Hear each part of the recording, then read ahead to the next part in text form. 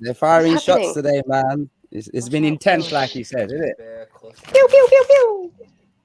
Tell me about Yeah, it. what's been going on? It's been a bit Hey, dusty you cover, sound man. like you're stuck in a cave. We can't hear you.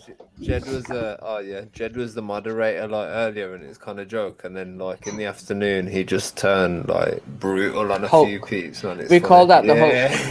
Yeah. Yeah. See, I left about 1-ish, 1:30, and then I tuned back in probably like just after 3, and all I heard was cracker and facts was getting it. Oh, but this white man bring this information. This is not even white man. This cracker bring this information. I was like, oh, I'm so glad I'm busy right now.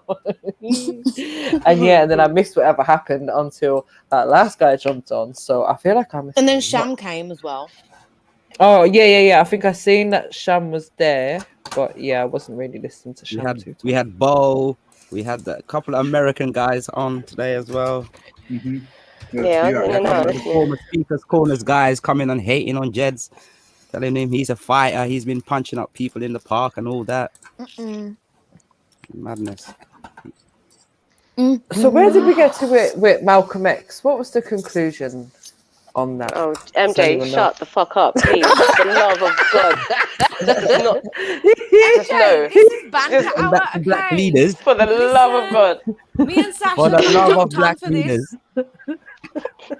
I'm sorry. Let me just go time myself out. Sorry.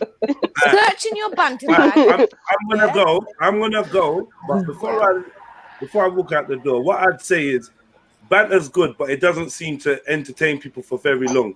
So what I'd suggest is get a subject to talk about, man. Speak about something. Don't just chat shit to each other. Say something. Yeah, okay, we'll do that, Jets. We'll do say that. something of meaning. No, you're not gonna, man. Actually, No. say something of meaning. No. But what we Say want to something talk of about meaning. is banned. And what? What we want to talk No, about. don't be All you want to silly, talk about is Sash. the vaccine and COVID. That's all you want to talk about. No, Vaccine and because that COVID. is a current I don't topic. want to talk about that. So what, man? Talk No, about I something don't else. want that. We can talk about. No one wants to talk about COVID or vaccine. No one wants to hear it. It's dead. All right. Okay. So talk about something else. All right. No, I've got to find a personality. Hang on, let me find one. Inflation. Going back to school. Jedi, look what you did to Sasha. Sasha's like, hold on, let me find a personality. Anyway, I've you got lot a get a bit personality. man. And, You and broke Sasha. Can you go and do All your right, workout? big up yourself, big up yourself. Hit the like Big up, button. Hit up that PayPal. Hit up that Cash App. I put in some work. I think it's been a good session today. Jump on, come talk to the sisters. You know what I mean? Come chat with them. Come chat with P the Ghost. S is here somewhere, but he's just on mute. Big up Mag. She's Mag doing is here. she's doing Marcus's hair. She's doing our son's hair. All right, Big big up, hair right now. right, big up Queen Philly. And yeah, man. Like maybe one of the man them set a topic. why maybe is the one man of the there? man What's them- all this sexism, man? Because you don't set topics. You don't set Sash, topics. yeah, we don't set Sexism, topics and we don't. it's Yeah, we Libby. don't speak intelligently. You can always talk so- about the economy. We're not smart enough. You can always talk about Now, you're finance. very You can always intelligent. talk You're about very the summer. intelligent. You just like to have a ladies like kind of. I don't have my. What? Yeah, You know what I mean? Like a ladies like ladies chat. You know what I mean? You know, like when I walk into the room and there's what ladies he's there. trying to say is we want to chat shit, basically. Basically, you lot just want to push each other and do bare giggling, and it's just like people want some food for thought. So give them something. Okay. Food for Yeah, so thought. guys, Right. So, set the wait, so is topic. there a way, yeah, you can use the giggling thing to get to something that's got food for thought? What? Probably not. Nah, I'm just gonna Okay, say. Okay. So I've got a question. Okay. Have go your on. icebreaker, and then maybe you can lead into something. Yeah. Right, Icebreaker. so 10 have you seconds guys each. seen the latest is it Sainsbury's ad? I think it's Sainsbury's again. doing Oh the my drill God, music slit for wrist. the back to Fucking school. hell. It was The back to Asda. school. It was Yeah, I've Asda. seen Asda. Okay. Wait, I'm Asda. leaving and coming back because it's gone I've weird. seen that shit, man. Sash, you That shit's better come crazy. back, you know. Yeah, that shit is I crazy. haven't. Is it really Nah, bad? Yeah, I've seen so it, they've I've got seen it like the still. kids singing and dancing, and it's all to do with like the Ooh. back to school uniforms. And these look like, I would say, primary school age kids, or like Yeah, No I definitely. way. can't remember exactly. I only watched it Definitely once. primary, definitely primary. Primary. Okay, Yeah. okay. So the rest of the panel, have you seen it? Sneak, I haven't Sarah, seen it. I haven't Sash? seen it. Yeah, I haven't No, seen it. put it in the. no, Yeah, I Oh, did. I've seen it I still. ain't seen it. And Give us on a little first breakdown. glance, Give us a little brief. on first glance, it looks really cute. Yeah. It looks Like, on cool. first- Do you know what it reminds me of, Jed? Do you remember, or I don't know if any of you guys remember, I remember my sister used to watch this thing, and it was about young black boy in school, and he had a teacher who was black as well, and they used to rap And then you see the together. rapping. Yeah, my son used to watch that. Yeah, Yeah, it that was reminded corny me though. of that. Sorry. Yeah, it was Corny. proper corny. Well, it reminded me of that kind of like, you know, oh, we're trying to be cool, but we're doing it in Yeah. some It's a bit of child-friendly culture vulture, kind of yeah. way. But It was I quite funny. suppose Culture vulture. initially what I was That's thinking all it is is, man. it's pushing kids towards this. Oh, drill music is normal. For you. Like Yeah, do it. yeah, Mainstream. and I would, for me, I'm thinking drill music is more aimed at teenagers, or that's the kind of like age group that's listening to it. But now I feel like, okay, you're just pushing it out there for these younger But they need youngers to now. to listen they need to to it. widen their demographic because that's how they make more money. And remember, little kids are on Instagram now. There's your 5 kids on Instagram, your 4 kids Like on Instagram. we can't really pretend that they're not seeing drill. Yeah, they're quite advanced. And to be fair, like I would argue, although I'm not the biggest drill fan, is drill just the mainstream sound of UK hip hop at the moment? Yep, I would I'd say agree. it's Like, definitely It's trending. basically. For the yeah. youth, yeah. You know what I mean? Yeah. So like, what are you gonna do? Like a It's quite popular culture now. a boom bap one like that? Maybe Nah, could have you're been- right. It could have been safer. Do you know what I mean? Because drill's obviously going to turn heads, but like, look, they're rapping about education. Like, it's showing that you actually have that same beat, the same flow, and talk But about something something fucking positive. normal. Yeah, or Positive. normal. For once, Right. like whatever your life reflects. So, do you know what I mean? We can't hide them from it. I think they're trying to get the kids' attention, and the best way Yeah, to get the kids' exactly. attention is through the music. That is the most powerful music Popular at the moment. culture. And But I'll Yeah, give it up also to the drill. parents, also the parents' attention. Though, like, do you know what I mean? Like, you know what I mean? You can be parents Okay. 20-year-old listening to that type of music nowadays. We've seen But it this is what already. I was thinking, like, because who are they really trying to get the attention of is the parents, because it's like, oh, come, it's the parents that's going to go and spend the money in the back to school uniforms or the groceries or whatever you're buying from Asda. So I'm thinking, is it that we've got all these young parents who are actually into the drill music, but they're parents of yeah. the young kids, you know what I mean? So it's kind of like Subliminally, maybe yeah. it's a double-edged kind of thing. But they don't need to be into it. Like, you're gonna go to Asda and get the stuff anyway. It's just that quirky thing that gives you a laugh that probably brings you into Asda. Marketing. You buy sausages, like it's whatever in it. Like they don't give a fuck in that sense. They want you on their name to be on your lips. You know what I'm saying? I think like, also it's to do with the wider picture of that. When the kids go back to school, that is a big amount of money in the economy that they want their fair share. So as they want the bigger share than Tesco, than Morrison, they're all fighting for that slice of that cake, bruv. you know, and they just put in their stamp right there. It's a good idea. Can't really knock the Attention hustle. grabbing, attention seeking. Yeah, you cannot knock the hustle there, but it is.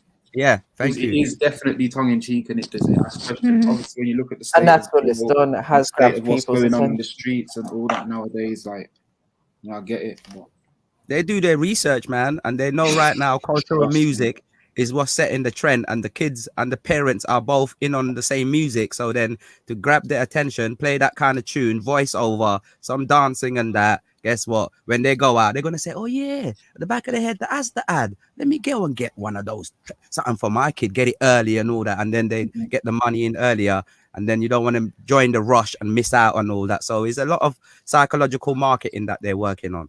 remember that kudos at school, though, like about stuff that people have, even within the realms of uniform. Within the realm confines of uniform, people still had that little, oh yeah, you've got this one, I've got that one. There's every day. There's always I ain't something, gonna yeah. buy You know what I mean? There's uniform always for Marks and something. Spencer. I ain't gonna buy a uniform for Marks and Spencer. Put it that way. Not now. Not after that. No, of course not. That's some crazy, next man. pocket you need. Yeah. But do you think as well they're trying to normalize this music? Because not every parent or child in this country with children are gonna listen to drill music. So in some senses, is it trying to normalize it? So when the parents do hear their kids listen to it now, it's like, oh yeah, but that's what kids listen to now, just like we've all been saying. Or they're course targeting a they're gonna specific normalise demographic of people that they know Yeah. shop at their stores. Like all they've planned, nothing is random. Like they know what they're doing. Oh, what you're They have- saying Yeah. is like a certain set of mums go to Asda and a I certain ain't go set go Asda. to I ain't gone for it. I Asda. love Asda. But Yeah. there are you know, some people just shop in Morrison's and this, what is it, Marks and Sparks. Like Yeah. I love Asda personally, but yeah. I think But yeah, you they know the target. music is a big thing right now. Music is so big, yeah, that we are undermining the music power because they've done their research, but also right now they've heard their kids. If it's not the right dynamic, we're saying not every household is like that. But I'm telling Yeah. you, if it's not the parents, tell me the kids are definitely trending, and that's where it circulates. And because of that circulation of that noise, they know that noise is what gives them their voice right now to get these attentions of these parents and these kids, because they know the kids can go to mum, I want my uniform, look at that one, it's looking sick, oh, blah, blah, blah. And then before you know it, the campaign is now in action. And I think you're right, actually, because just today, me and my brother were having a conversation about Irish drill music and how all these Irish guys are doing drill music. Are they and on it's it as popping well? up. Spread. It's gone to European countries. This It's gone guy, to the way Irish he America. do girls it, not so It's still. Yeah. There's a guy called English. Ink. Like, don't think it's Yes, like yes, H. I was limited listening to black. him. He's mad. Yeah, he's He's nuts a on king. it. And Nuts even sounds crazy. the accent and everything is just like so strange. It's mad. But they're talking about the same shit. They're talking about the bandos and this and that. And Yeah. In a mad, it sounds mad Self-snitching. in the Irish They accent. popularized self-snitching. in a so Dublin they're all out accent. here Yeah, trust Bless me. him. Dublin, because I go in. Yeah, I was thinking like, if we can, we need to review one of those That would be videos funny. on this Yeah, show definitely. just because it's Oh, funny. that Dutch Valley video where he's got the remix of going around the Australian, the New Zealander, the Indian man. That's my favorite guy on that track. And then you got a couple around the world doing their drill, doing their trap, doing their grime, and Bad they sound intentions, hard. that's it. And that's Dutch Valley opening up the doors for other cultures who also listen to UK music. UK music can stand alone now. That's what it is. So would you say drill is more of a UK thing then? It is flying the UK wave. If it's not It is drill, it nowadays. was It's trap actually before that. American, Before innit? trap, it was grime, and those three Right. are very closely related. And I feel the crowd of those has now gone outside of Europe, all the way to Australia. Even the Didn't we Americans take are it through the feeling drill. producers? Like the producers started, spreading their beats and stuff, and it just spread. Yeah, even Like the we're the ones Americans who now took it to rate New us. York. Yeah, we created Pop Smoke. We Yeah, created they that rate whole us. movement in America. Yeah, they really do. Yeah, he jumped on our Yeah. beats, on our tempo. Now, Yeah. see, we had I think Americans his trying to producers tell are us English. that they started drill. I was they gonna did. say No, America was we trying to started claim it. I think Pop Yeah. Smoke even said it We himself. started Like this his drill, what it producer is now, was. but drill comes from Chicago, innit? Does it? Oh yeah, it does actually. Yeah, Yeah, yeah, you're right. You're right. You're Chicago, I right. think. From like You're a few right. years back. And then obviously But I think some of the styles are quite from England. That yeah, the New York definitely, like artists use what their the whole style world's of doing now is more and of the a flow. British Or Yeah. can I put a twist to it? It's called UK drill then, because the UK thing Mm. has an element to it. It's not just drill anymore. There's a UK thing, a There's a road vibe drill. about it. Yeah. That's Yeah, it's got a little stamp to it. You know that UK-ness about us. How we're so like that. Earlier on the channel, a couple of the Americans were saying they noticed that they're a bit envious of us because we kind of actually integrate. And some of the Yeah. them, we end up being a product of our environment, and we roll out and we do the tracks, we do everything together. I think it's that community side that the music brings in us as well. Yeah, it's true. Definitely. It's true. It's true. And New York's quite diverse though compared to other parts of America. Like there's a lot of people from the African community, from the Caribbean community. Quite similar to London. Yeah. They're I quite think close that to us. New York compared kind of to other. reminds me of Birmingham, like how Brummy has got Very all that kind of diverse. dynamics Arabs, as well. Yeah, the Brummy Birmingham. Yeah, they're running Birmingham. bits in the music as well. They got Yeah. JK, they got a couple of the other grime man that have done bits as well. So it's been like a Yes. movement of UK artists transforming to drill because drill is making them more units, so they want to get more sales. So they've dropped or done a featuring on a drill track, and then it's caught a wave. And that's why drill right now this summer is the biggest thing. Definitely. You know what? I think it's just like today's level of programming, and with this generation, they've obviously ramped it up in a different way. Like when I was at school, the music that I was involved in that I listened to was really like the popular music. Like for example, I used to like I remember. Do you remember when Ludacris's "What's Your Fantasy" first video came out? Yeah, that kind of So stuff. yeah, exactly That them era. days. Yeah. So I think I was in like primary school when that first came out. But it was so it was so normal for me to see that type of video or whatever. So around my age, when I was at school, it was like normalizing do you know what I mean? The extra sexual videos and shit like this. Now they've got that in hand, and it's leaked out into so many areas, into like, you know, controversial things, into like kids books and things like that. And now it's drill. Do you know what I mean? But you did say, sis, about the popular music. Popular music right now is a transformation of the most popular current trend, and that happens to be drill. So in our day, when it was Ludacris and all those other rappers like the Kanye Wests and that in that era, it was because they were also chatting parental advisory language, but they were also being scrutinized that they're talking gang culture, drug culture. It just so happened to be now is drill culture, which is mainly to do with that money and grinding and getting that money, and no matter what cost. So it does have its negative connotation as well, but I do believe it's become its demand. It deserves its demanding spot. That is where it is right now, because you got to remember as well, drill is not like 10 years old. It's just a modern phenomenon that's happened recently. That's what I mean. I mean, like, I don't know whether the But point don't that I'm forget, like a trying to lot of these make is labels are coming under across. one umbrella, like, or they're all run by this Yeah. small group of people. So they're gonna push a Yeah. certain sound, which is making them money. Yeah. And if that's making them money right now, that's what they're gonna push. It's drill. That's right. Yeah, And that's the hype now. also Yeah. regarding UK music, with the sense of now it's a lot broader, as in it's not just us UK guys listening to these mans now, it's everybody else listening to them, and including the record companies, because they're getting signed up after 1 or 2 tracks, they're getting a record deal now. Yeah, YouTube, like when they just look at the views on YouTube and be like, yeah, we want you, come on. We'll use you for a bit and spit you out. Literally, there's so many kids, bless them, are just getting used up by these They're labels. getting their P's, that they want that Spotify P, you get me? That's what is the language right now. Yeah, man.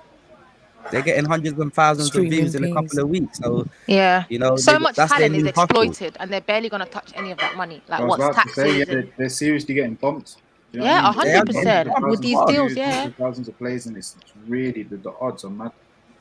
But they see it as a hustle. That's still and a they're better young. way than Yeah, actually being in the bando still. trying to feed their families and stuff. Going to Yeah, jail. 100%. So they're hustling, and if they get a 20 bag for a quick song and get to do shows all year round, they're taking that. Yeah, it's crazy, man. Do you know what I was just wondering? Do you think there's a difference in the music videos between rap music and drill music? What do you mean by rap music? In what sense? Stylistically, yeah, different styles. Because I feel the drill. Well, I don't watch a lot of music videos myself, but I feel like the drill ones that I've seen, it's just loads of like man them in the video, you know, just all the boys. Yeah, just it's like this. I feel like it's the same video I've seen over and over again. Either they're in a big house or they on outside their Jeep or whatever car or whatever. You know what I mean? And it's just like that, man. But then I feel like in a lot of the rap videos, I suppose the more American ones, there's a lot going on. Like, you know, like the Little Nas X type, a lot going on. Do you know, I don't even have the interest to watch music videos anymore. I'm not even gonna lie.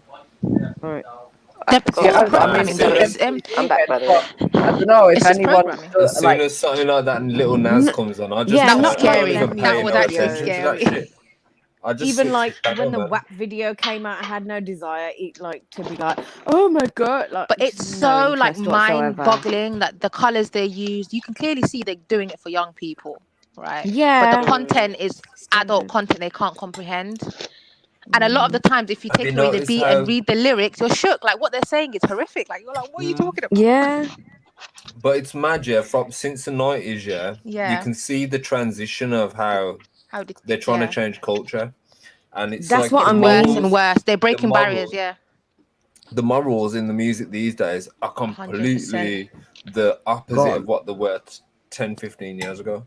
So Mm. It's more open. It's very, very open about it. Whereas before, it might have been innuendos. that adults get, yeah, and the kids aren't. You know what I gonna get mean? it. Whereas now Yeah, it's just true.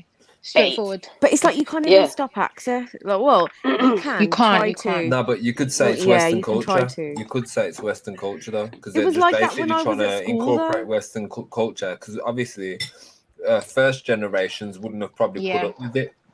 But because we're Yeah. not first Try generations, to. we're Oh, yeah. desensitized to it. So we're desensitized to the culture. It's true. It's Mhm. true. It reflects the morals Yeah, of the yeah. society. That's true. That's true.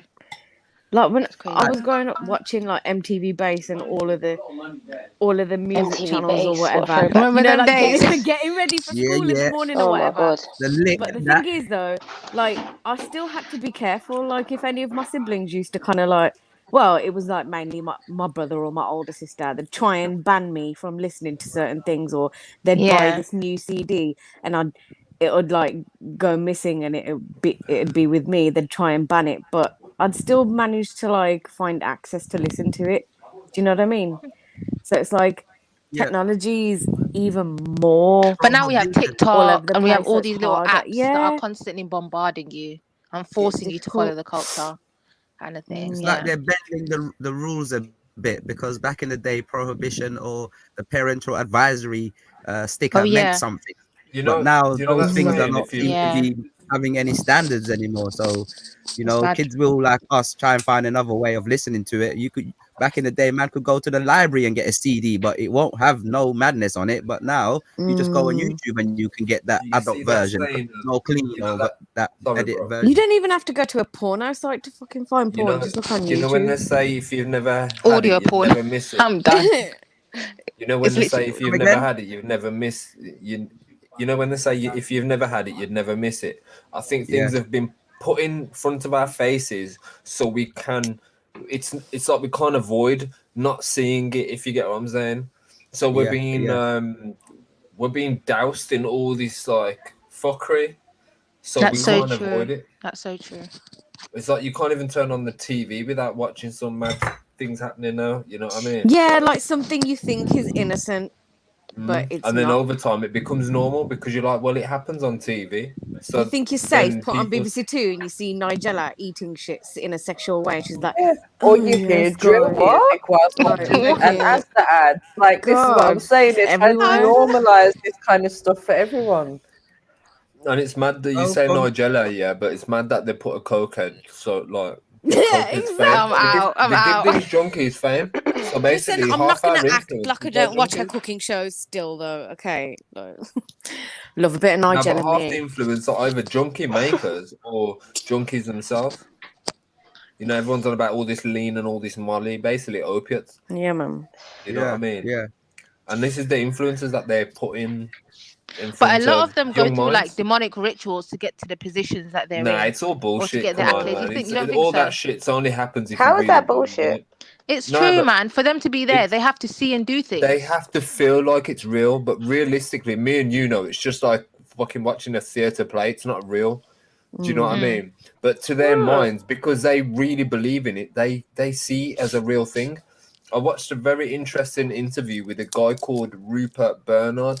He's a banker. He's an elite banker who turned against him. And Oh yeah, I exposed it. think I've seen that one. Yeah. Yeah. And you saw the bit where he goes at Christmas, they used to invite him to church. Yeah. They'd Yeah. have religious leaders from all different They'd have Muslims, Jewish, all in the same building. There'd be like naked women just dancing around. Yeah, and then at Christmas, they tried to get him to do crazy things. He was like, "Nah, I'm out." But because he wasn't religious, yeah, he used to be just go there as an observer. So he used to just see it as, this is interesting to observe, isn't it? But then he noticed that there's people around him that were actually into this stuff and thought it was like, wow, I'm empowered because this is God's. Like there was actual devil worshippers. But that's their rituals though that they have to do. I think there's a really good guy called the Smart Guy. He exposed everything, how they start you off bit by bit. Like they might get the stylist to try to touch you up a bit. They'll just break your barriers bit by bit until you end up at a party and you're like, whoa, why is there no women around? What's happening here? What's going on? Yeah. Until you're on camera. Well, you know what? Terry Crews. Yeah, it's true. It happens in the industry. What H said, that I find that quite interesting, you know, what you said, H. Because I was actually going to ask Jed about this, but I'm very forgetful. But as yeah, you can it's tell. a very interesting interview to watch. Especially like based on the whole, remember that word that was shown before, the egregor thing? Does everyone remember that? The whole egregor concept. Yeah, so I was wondering, does that kind of, would this relate to this as well? Oh, sorry, one sec. I don't know. Basically, just what the egregor concept is. This banker was a poor guy, but he was a hard-working guy, and they noticed that he was good at what he did, so they brought him into that world. And because in this country, was like, no, it was like a European country. I can't remember. Dutch or something. Yeah, or Switzerland or somewhere like that. Yeah, I think it's Switzerland. There was like to be in this world, you have to be cold-hearted, and what they was doing, there was plummeting currencies of countries that were against them, and years later they'd be set up into groups of like 3 people, 4 people, and those 4 people would have like tasks like, you got to plummet this currency, that currency. Like things that were happening in remember what was happening in Venezuela, where the money became worth nothing, trash, literally. Last year. Wow. They was doing that kind of stuff, and then basically years later he'd be at parties with, and he'd bump into a few people that he did this stuff with, and they go, "Oh, remember when we did this?" He goes, "Yeah, man, you heard about." Yeah, there was like, "Oh, remember when we did this and plummeted the currency? Oh, this amount of people committed suicide because of what we did, because they lost their businesses overnight. Like people losing their businesses and their families and killing themselves and stuff." They're demons, I'm telling you. Yeah. And basically, then he got the concept of what they was on about, because when he got involved in this world, he goes, you have to be cold-hearted. You got to have no conscience. You got to be cold, like a freezer, basically. In your morals and your logic and everything. And he was like, "Yeah, I'm cool with that. I'm cool with that," because he was into like he was into import export, and then he was really good at what he did, and then the people above him was like, "Let's bring you into this because there's less running around. You're just basically clicking a button and making sure money gets from A to B." And it's just one phone call. Yeah, that's so true. Yeah, but and they then just print it. They realized that the money was going to secret services and this and that was funding wars and all this arms and all this. But yeah, that's when he started speaking out about this shit. But it's deep, man. It's deep. Yeah, he was quite emotional. They sure do print it. Yeah, they just print it. They can make one phone call and print that much. Yeah. That's why we have, recessions and all that nonsense. Inflations, yeah. It's just it's terrible. Deflation, all of that. Yeah. They're playing around with the money, man. They just print that. It's just paper, it had no value. It's like when they met the national minimum wage go up by 50 pence, everything else goes up by like, you know what I mean? Every single thing on the shopping shelves goes up. I remember like 10 years ago, a pound was like worth $2, and now what is it? It's just trash. Like when you send money back home, you're just like, ugh. Yeah, man. Yeah, man. Well, this isn't making me want to jump out my window. Yeah. It's crazy. Don't jump out the window. The thing is, just don't worship money like everyone else. Yeah, exactly, H. You'll be good. Trust, man. That's so true. Use it for what you need it for. Apart from that, sorry. About what? About the you mentioned something. Yeah. Do you know what? I embarrassingly don't really know what drill is. I don't either, babes. Don't worry. I don't either. I haven't seen it. saw it. I hear you, but have you seen the advert? Kids alone. I haven't seen it. I need to Sasha put it in the group. Oh, Sasha put it in the group. What's that? Oh, big up, Sneaks. This is ready. I put it in there yesterday. Oh, okay. Yeah, Maybe I saw it and I was just like, what the fuck? Just leave the kids alone. Yeah. Just leave them from this I remember where fuckery. I'd seen it. I think that's what I was thinking initially as well. It's like, oh, really? Like, did you have to go there? Like, did you have to get them involved in drill? Yeah, because imagine how many little kids are going to see that, right? And if they weren't into drill already, there will be now. But remember, we spoke about how much thought they put into an advert before they even release it. Like, yeah, exactly. Do you know what I mean? You've got like Shitloads. kids who would be, just ordinarily be. I can't even speak English, and I'm distracted by who's rubbing stuff on their mic. What's happening? That's me H, we doing, man? making music. Oh, I think that's Sarah. Sarah, are you rolling around on the floor? Sarah's lost her mind. She's like, I'm literally just typing an email. I'm typing an email job to send tomorrow morning. So it might be my okay. laptop on the side. What was I saying? Sorry, go on, Sneaks. I can't remember. Can you remind me? What was I saying? It's pothead ad. When you've seen the ads, yeah, and you're thinking it's wrong, and leave the children alone. How And much then- thought into advertising? oh, someone else go. And Jedi's here to tell us off. Yeah, man. Start anyway. You gotta start laughing and you fucking Let me ask you a question. Fun, you guys. Like, seriously, yeah. What are you guys passionate about? Because all this generic conversation is dead, and it's not gonna build the channel, and it's not gonna. You're not gonna walk away and think that was a banging convo. You only walk I've got away. a good one. No, you don't. You don't. I do. I promise you, No, it is a good one. Jed, please rate me, man. Come on. I have a good one. I've been waiting to say it for ages, but everyone kept talking, you know? Oh, I'm joking, everyone. I'm joking.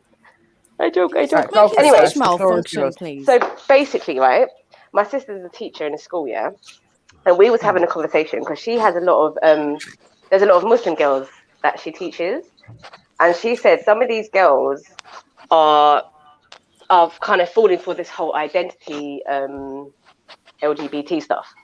So they're trying to say they identify as a guy, or they're bi, or they're this, right? And they want to like change their name to a boy's name, for example.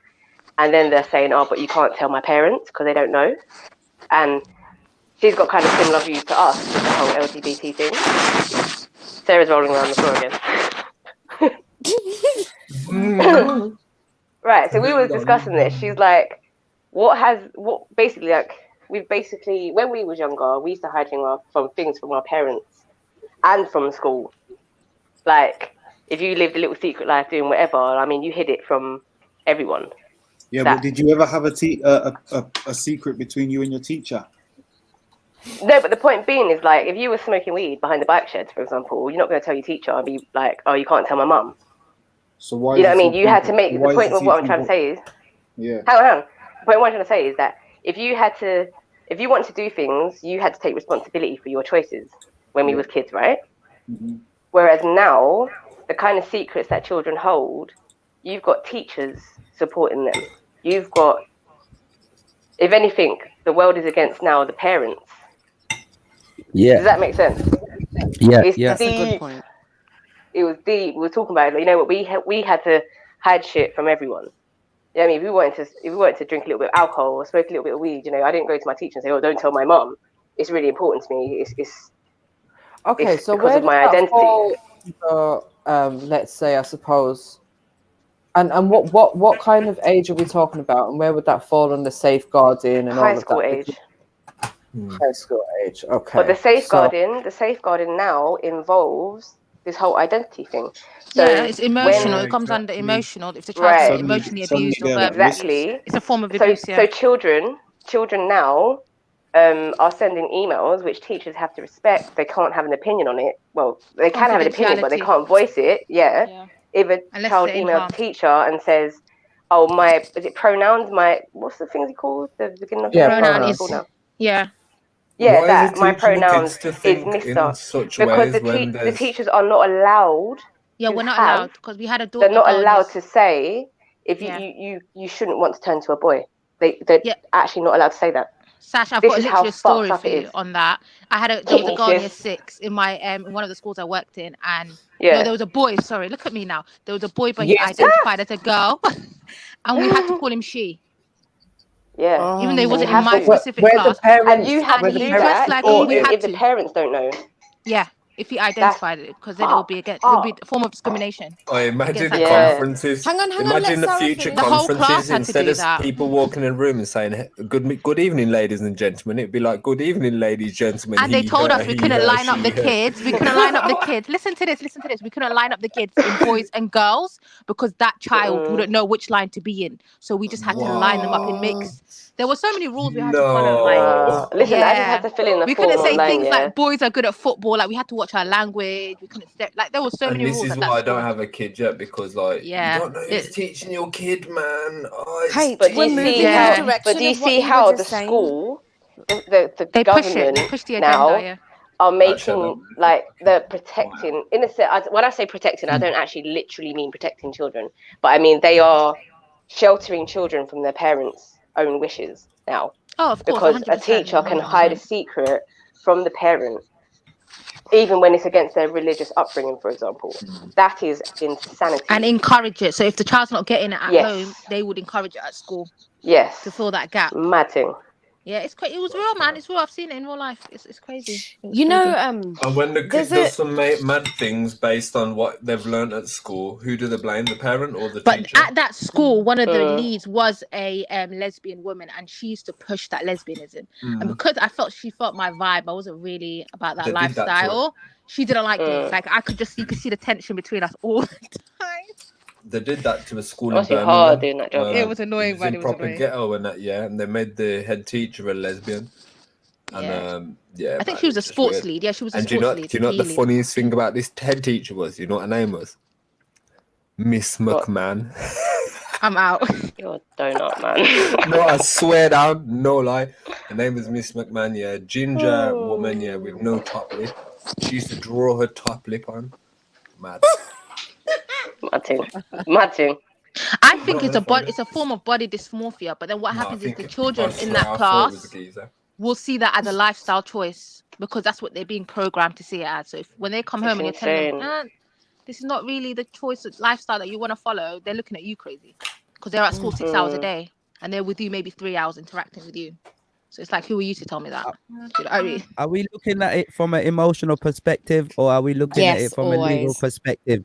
Because the schools might say that, because I've had bare dramas with my kids and my kids not going to school because I don't believe in the policy of the government. So they've not been able to make and do anything to me regarding my decision to not take my kids to school. But because my son changed from being 12 to 13 and then 14 during this whole pandemic, they wanted to reinstate of him making his decision now he's of age rather than me making his decision previous when he was under my consent. So that's why I'm asking, is it a legal thing we're looking at it from, or are we looking at it from an emotional perspective? Because it seems to be the dividing side of the argument or the discussion, should I say.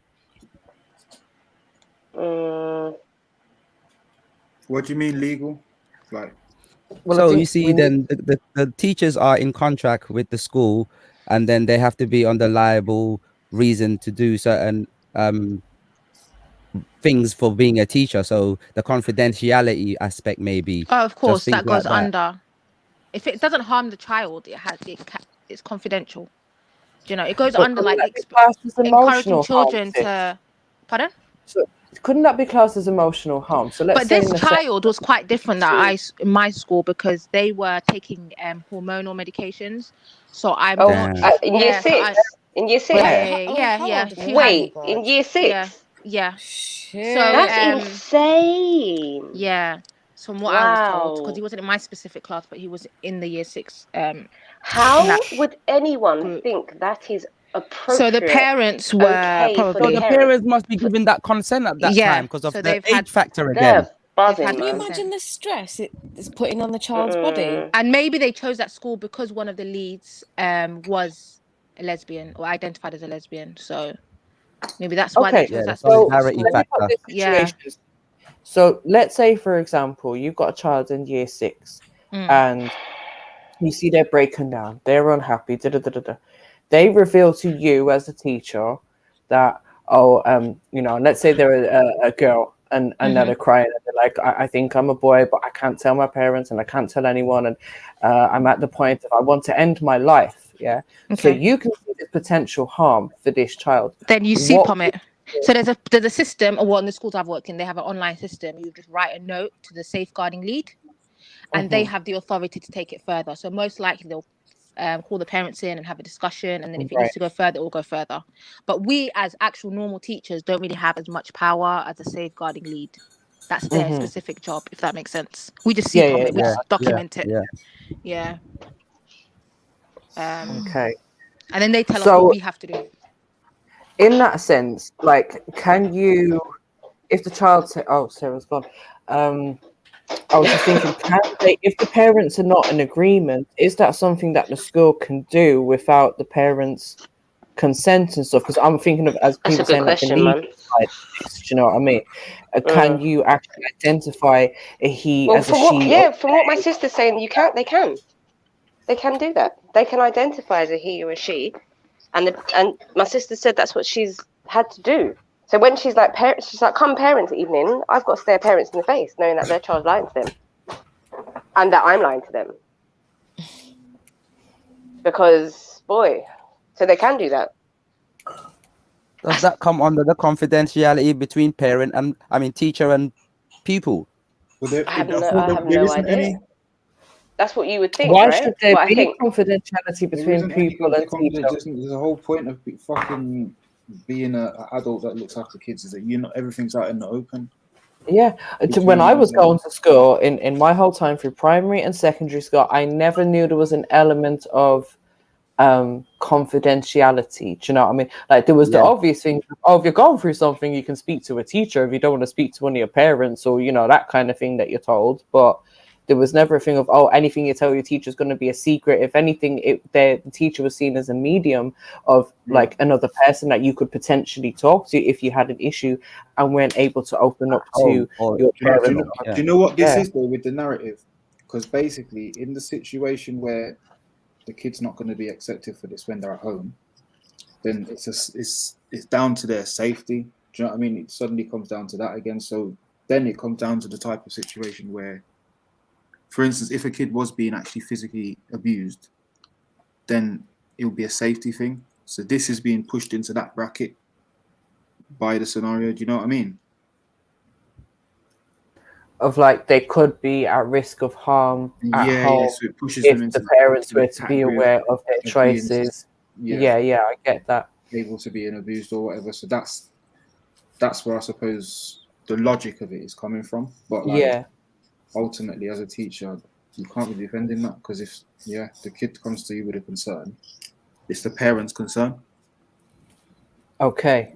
Unless they're abusing the child, and if they're not going to be happy with who the child is, then you take that from there as it happens. Well, so that should be the moment where the teacher pulls the parents aside after school or phones up the parents and says, I just need you to pop in for something, and you're going to think, oh, what's my child done now? And then you're going to rock up and you'll be like, so, yesterday, what's her name? But the point is the child is saying Heather said to me that she now wants to be Ian. Trevor. Heather wants to be Trevor. Heather now wants to be Trevor, yeah. And this is obviously an issue, and Heather got quite upset about it. So, I just thought that as a parent, maybe I don't know if she spoke to you about this, but maybe it's something that you want to speak to her about. It should just be at that moment kind of thing. Exactly. You know what I mean? And but are they tired though? Is the thing. If a child says, actually says, you can't tell my parents because they won't agree with it. Yeah, thank you. What is the school and going to do? This is quite literally what children are doing, right? Yeah, the school are going with the child, and then the parents never have that conversation with the school. They don't know what to do with it, so they refer it on their child. Is there a confidentiality agreement that a teacher cannot express concerns about a pupil to their parent? This is mad. Come on. We've all been in the playground. I agree with you, man. But I mean, by the teacher for this reason, that reason, and whatever. Like, there's no way you can tell. Like, since when is there a confidentiality agreement between pupil and teacher? Let's Google this. I don't even know how I would word this to Google this. It's because of the social services that they look at the situation of safeguarding or protecting the kids' innocence or whatever they want, their wishes, which is not to tell their parents. And if they do that, they feel like that might harm that kid to do something dangerous, and they're going to be the one having the blame for the kid not wanting them to tell their parents, and they told the parents, now the kid has gone and harmed themselves. The school should have been more responsible to not tell the kids. They should have found another solution. So I'm not agreeing with it. I'm just saying how they deal with it. I'm with you, sis. We shouldn't be in that predicament where something's happening to our child that we send them to for 6 hours a day, and now they're having secret society activity and dividing my child between me. That when my child comes home, I'm under scrutiny without even knowing that I'm under scrutiny, in a sense. I do respect that they got to look after the child, or human right. Everyone has the right. If the child, only in the scenario where the child says, I don't want my parents to know, I don't know how they proceed, but they tend to proceed with the child's interest in as their reason for going ahead with that procedure.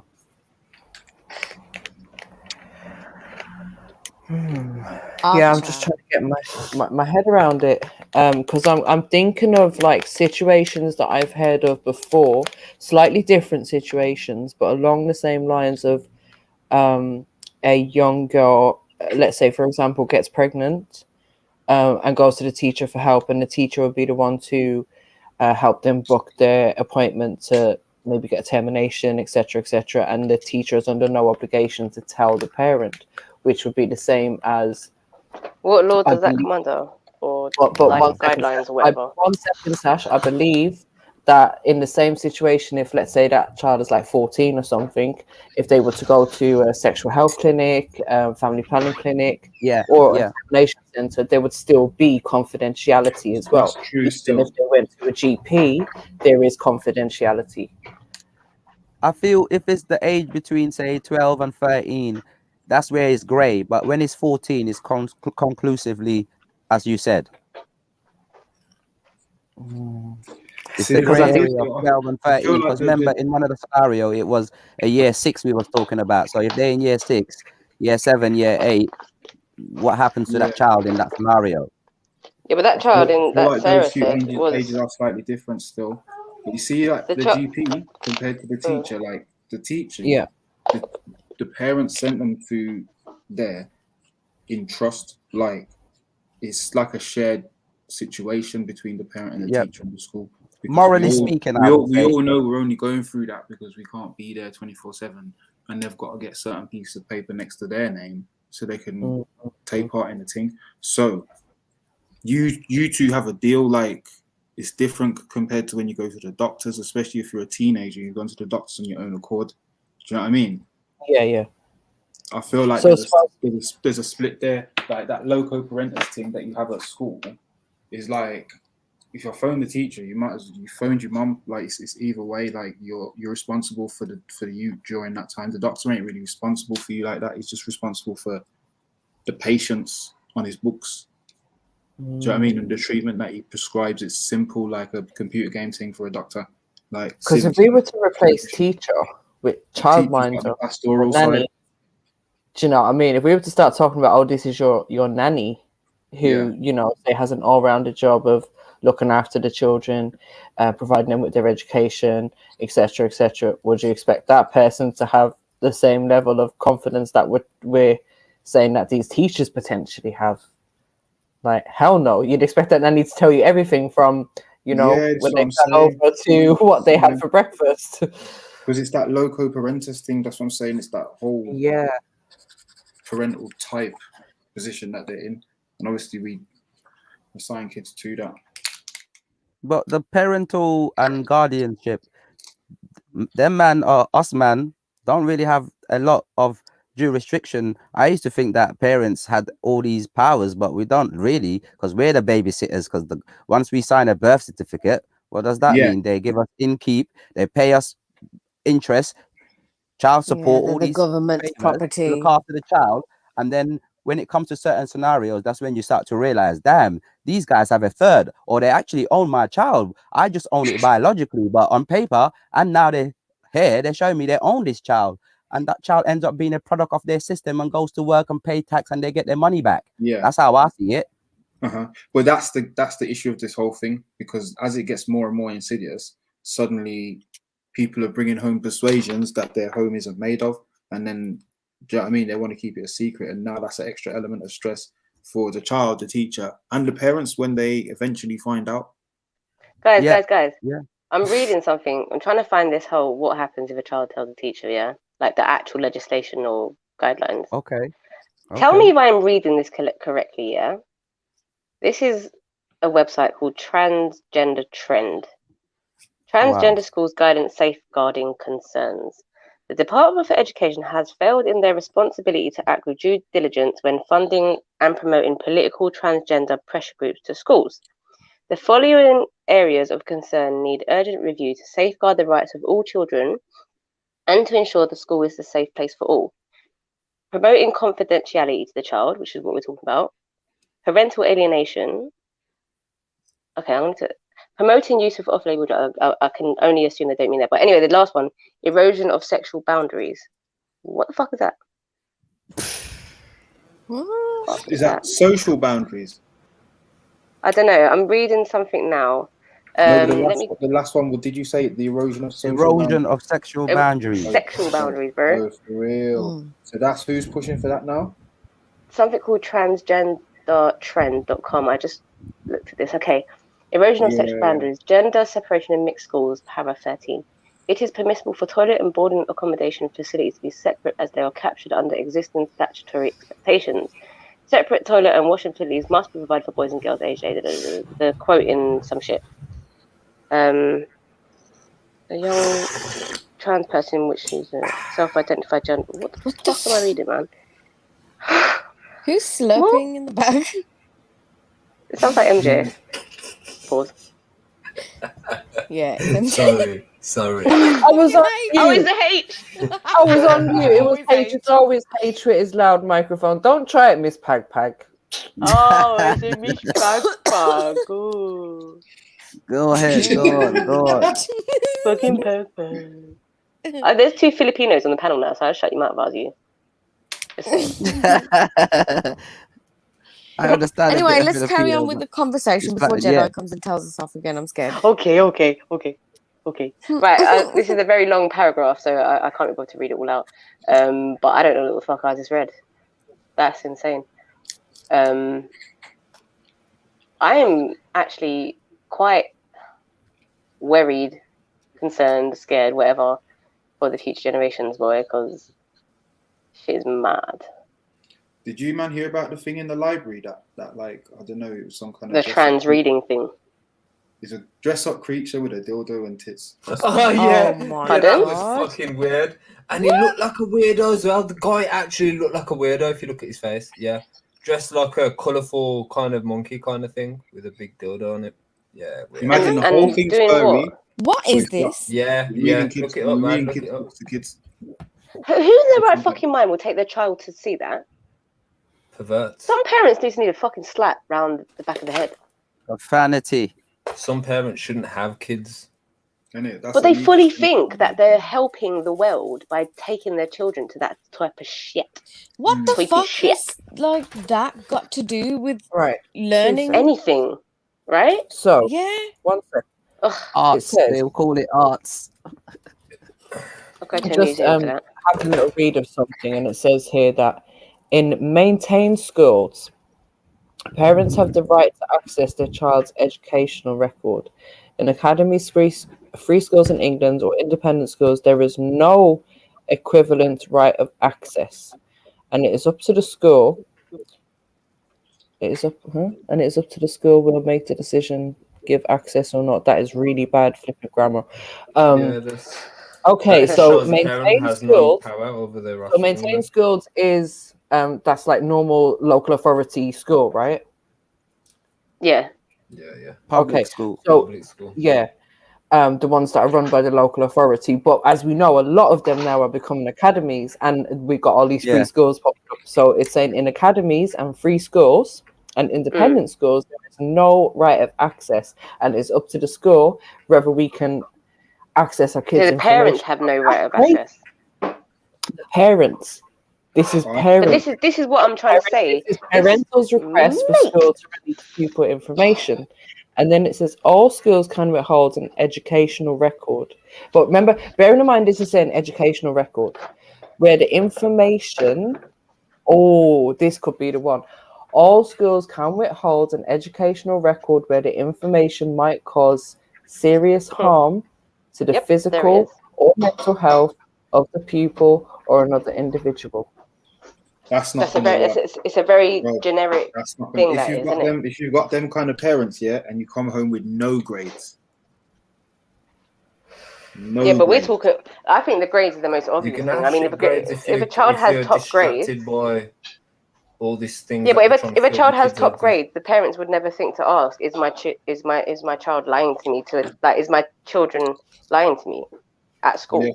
About something like that. I want to see a modern day SATs test. I want to see how difficult it is. That would be interesting. I would probably fail it, if I'm honest. Compared to how it was 10, 15 years ago, or even 30 years ago.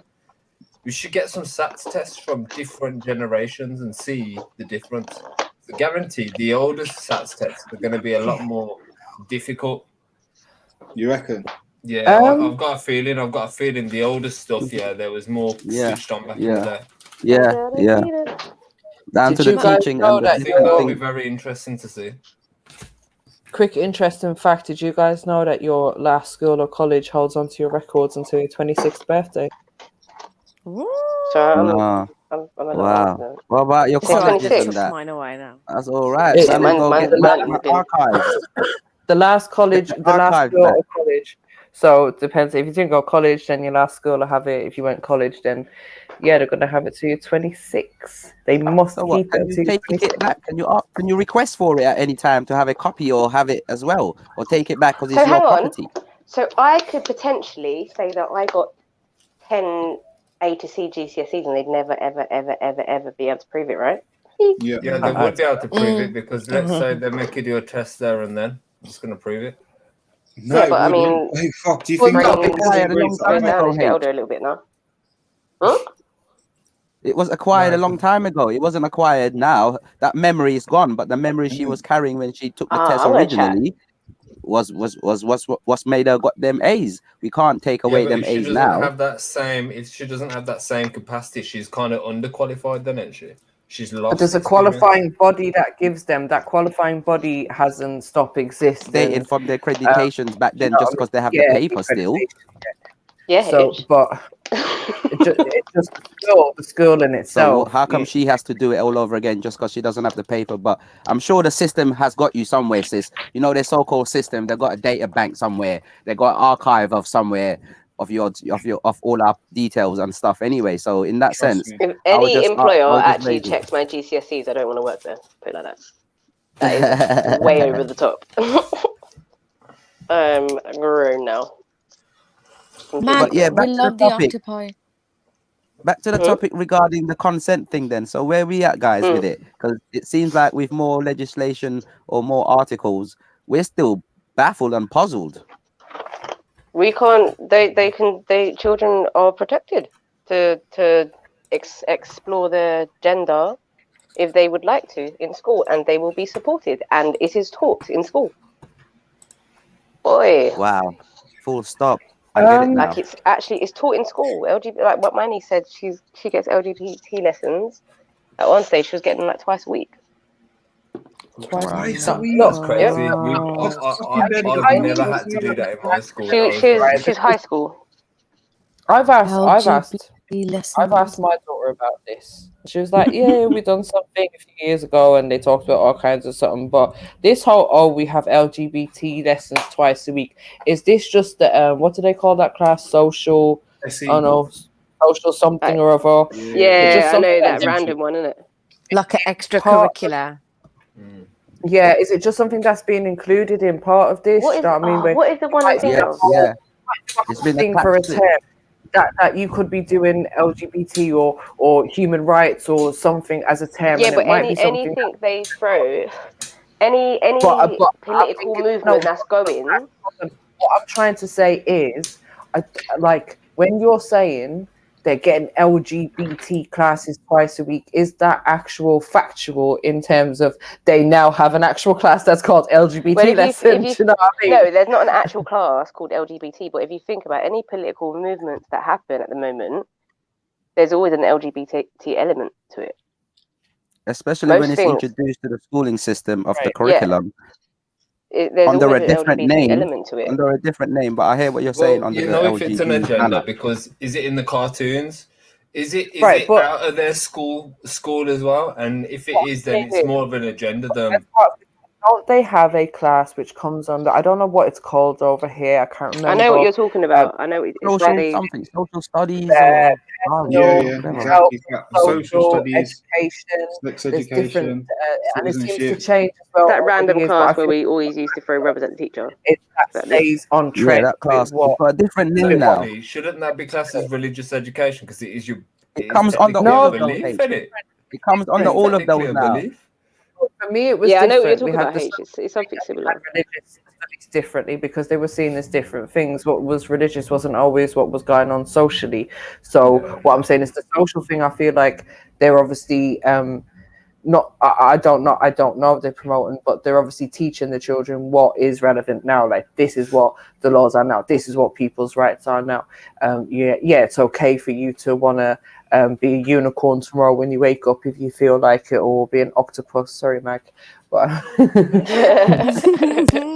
also it's that thing where they're doing it during before they pick their options. So in the first 3 years where they've got no choice of the lessons they have, that's where they get those subjects, those topics in there. And then after they choose their options, they would have still been influenced by that early indoctoring of those lessons. Yeah, but if we're talking like RE or like social studies, I think they are compulsory. Yeah, they're compulsory. Yeah, that's what I'm saying. During the compulsory phase.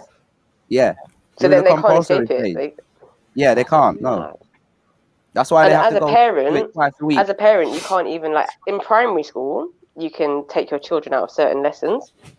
But high school, your children have to make that decision by the looks of things. All right. And is it a bad thing that they have knowledge on these subjects at that age? And I say at that age because I feel like at that age we should be able to teach our kids some kind of standard of what our morals are and be able to think critically and understand the education system that we have decided to put them in, knowing that education system is going to push the mainstream narrative.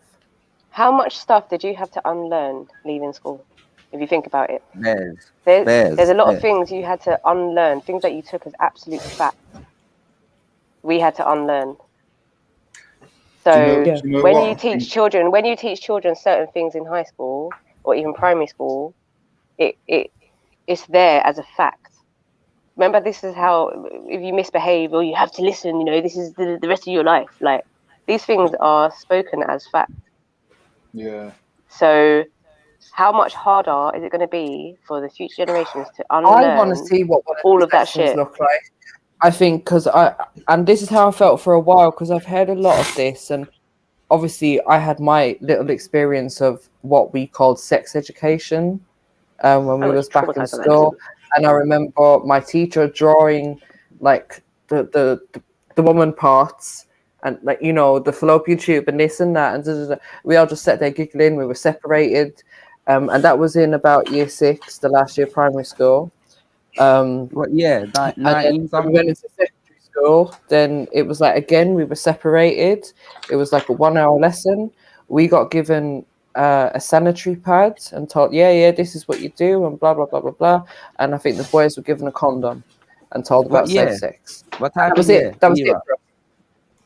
90s. I'm talking about 90s. And this was back home. I didn't go to school over here. So but over here.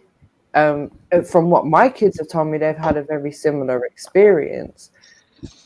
I'm yet to see one of these lessons, and I really would be interested to see what these lessons look like, where they are, and know what they're teaching to the children. Because I've heard different things, like they're pushing this, they're doing this.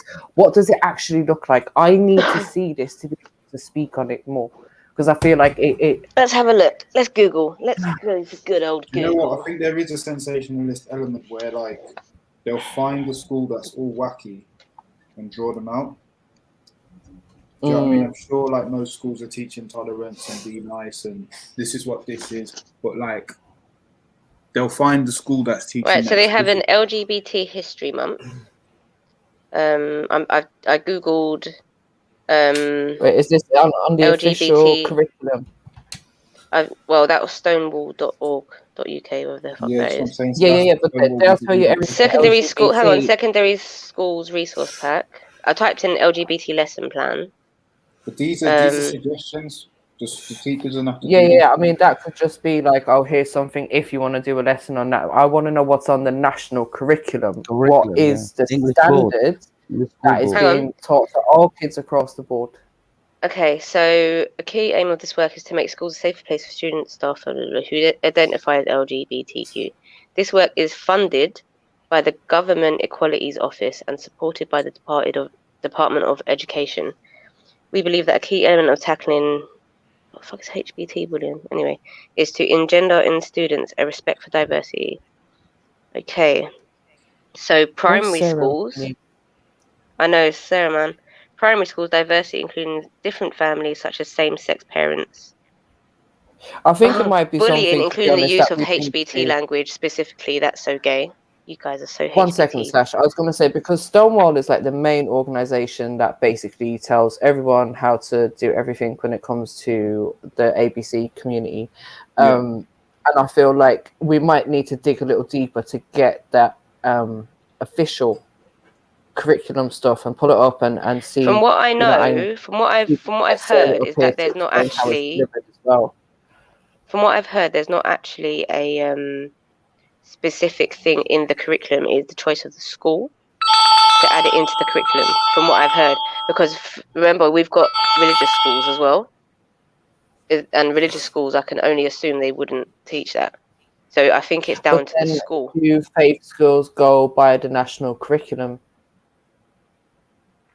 I think talking about public schools. State schools do go by the natural curriculum, but I think it's an optional part to it, if I remember rightly. Let me see. Hang on, national curriculum. LGBT national curriculum.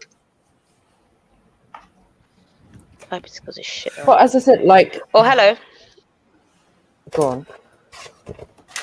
We finally have an LGBT inclusive curriculum. Now teachers must be supported. No, it's again by that wording. It sounds like it's a choice. Oh yeah, these adverts take up half the fucking screen. I'm reading in such a little tunnel vision, man. Jarring. But yeah, I think the point that I was going to make as well is that, and what I did already kind of make, and something that we have to remember, is that we choose to put our kids in these places, and we know what they're teaching. Most of us, or most of you, I should say, not me. Would you say it's a choice? Most of you have been to these schools. Most of you that come on these panels have gone to school over here, so you know what it is. And as Sash said, like, you know what unlearning you've had to do. So if you choose to put your child in one of these schools, then you like, we all know what they're out there telling them. They're telling them what the mainstream is telling everyone. Yeah, but a lot of parents don't know this is happening. A lot of parents don't know this is happening in the way that is happening, because we know on this panel and generally on this channel, we know there's a certain agenda. I don't care because the people I have to look after are my children, and all I can do is my best for them to keep their eyes open, because I can't worry about everyone else's child. You know, as much as I would love to, I can't. And if people are not waking their eyes up to what the teachers are telling them, what the government is teaching them, what they're putting in your latest medicine, etc., that's a them issue, not an us issue, Sash. We can't take the weight of the world on our shoulders, girl.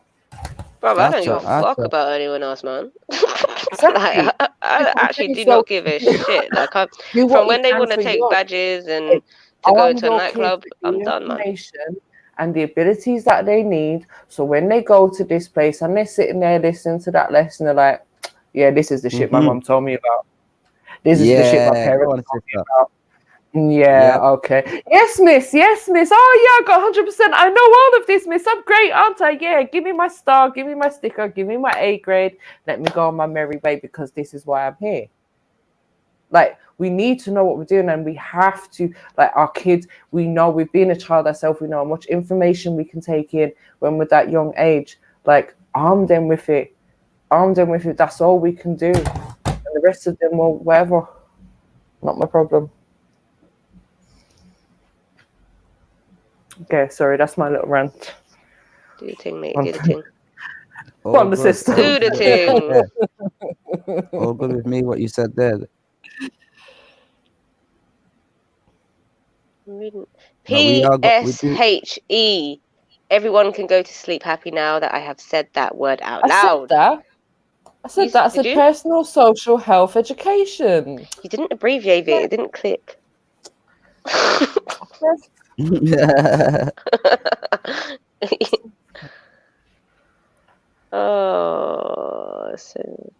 because the only statutory requirement for primary school sex education is within natural curriculum science of study makes clear children can name external genitalia at key stage 1 and learn about puberty. Right.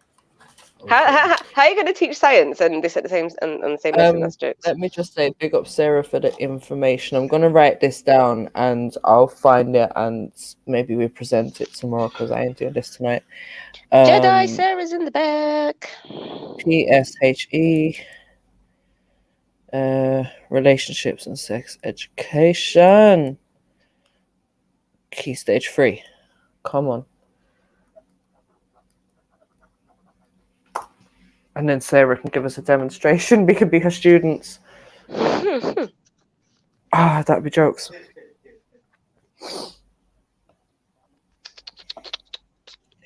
Big up Dublin. Now, Dobbs. Where did Sneets go?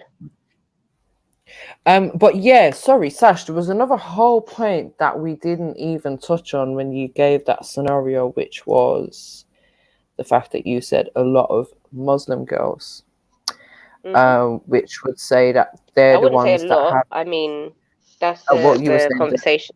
They're the ones who are seeking confidentiality. Right. So, is it and what I think the point? Go on. Hang on. Sneets and Sarah's in the back, Jeds. I think the thing is just how times have changed in where the whole world is lying to your parents if you're not in agreement with it. Whereas before, you took responsibility for your choices. If you wanted to go against your parents' wishes, that responsibility is on you. That's that. But there's also, what was you saying? Yes, what I said about the Muslim girls seeking confidentiality in like changing their gender or being I don't know the terminology, identifying as whatever. How's that work in girls' school? But anyway. Okay, guys, sorry. Yeah, okay. Big up, Sarah. Big up, guys. Sorry, I literally charging my phone. I was in the back. We needed you so bad. Yeah, so how it works is it falls under PSHE and it goes under the relationships and sex education. And it is compulsory from this year. This academic year. And the way they set it out is, for example, in primary school, they will learn about things like diversity. So different families. So you can have 2 moms, you can have 2 dads, you can have a mom and dad, whatever. And then pushing the whole respecting, teaching children about bullying, specifically they call it HBT bullying, homophobic, polyphobic, and transphobic. So they will be taught. That would Yeah, so just pushing the idea of saying things like that's so gay, don't say that. So it's quite it's not very direct in primary school. It's quite implicit. It's more in the background. It's little terms like teaching children what to say and what not to say. When they reach secondary school, they learn more specific terminologies because we know there's so many names. that they go by, that they identify by. Coming out stories. Learning about discrimination, that they shouldn't discriminate, and again the whole bullying concept, but it'll be more direct because they'll be exposed to case studies and people's experiences. What else was I going to say? They'll have assemblies, and you have to realize it may not just be a specific lesson. So for example, say I'm creating, I don't know, worksheets for maths. I can say, Michael and his husband John went on holiday and they spent X, Y, and Z. I can put it in a maths problem. Yeah, so they push that as well. Boy. So it's quite implicit as well. And it goes under equality. Does that make sense? You're showing equality and you're showing diversity and so you're showing tolerance. It drops it in very naturally. It could be anywhere. Yeah. It just and drops again, it it in. depends on the school. It depends on the demographic that goes to the school. That can influence the school's policies. But the school chooses the scheme of work they choose. They choose the scheme of work they want to use and who to work with. It's up to the school and the head teacher, really.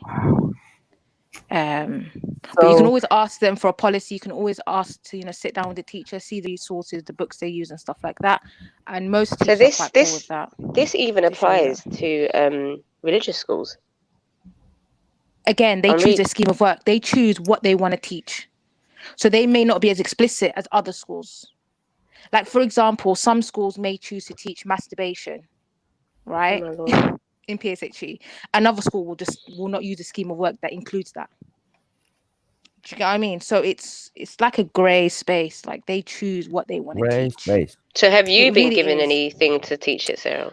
At one of the schools, because I work with younger children, so I'm a bit safe. All they're learning about is your body's going to, your body's going to change and stuff like that. It's not too explicit. And key stage 1 is really simple. It's just the naughty areas. Don't let anyone touch you there. And that's pretty much it, really. But I remember in year 6, there was a scheme of work where they had masturbation mention about touching yourself and all of that nonsense. And I remember me and the teachers just decided to skip it. So we actually skipped it.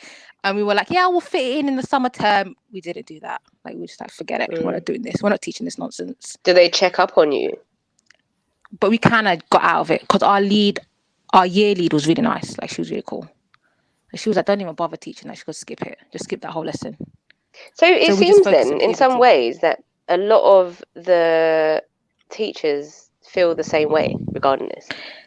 There are a lot that feel uncomfortable teaching that, but then they do hire a lot of people that do identify with that lifestyle as a way of, do you know what I mean? Just aesthetics for the school and to make it look their good. Recruitment are gonna have like it looks nice on the website diversity thing. And they kind of pressure the other teachers, because that was one of the schools I worked in. She was awful, that woman, and it was nothing to do with her sexuality. She was just awful. She was so awful. Like, she would give us all these long lectures and they show us her wedding pictures, and we're just like, what has this got to do with wedding pictures, really pushing the idea, like, she was just so extra with it. Like, she banned us from lining children up in boys and girls. So much that she used to do. She was so extra. Wait, what, was she married to a woman? Man. Yeah, she was married to a woman, but she was very studdish, very manly, like her nature. She's just surreal. Makes sense. Yeah, but she wasn't nice at all. I don't know. She just wasn't a nice person with the whole team. Yeah, with all the staff, really. And this is what I'm saying. I think even if it comes to picking and choosing schools, you look at all of the policies, etc. Oh, hang on, look. You still don't know. But I was going to say, you still don't know what staff they're going to get in and what that staff member is going to believe in. And because at the end of the day, we get given the curriculum, but we create the lessons. So you can give me a curriculum, but I'm creating the slides for that lesson. I'm creating the worksheet.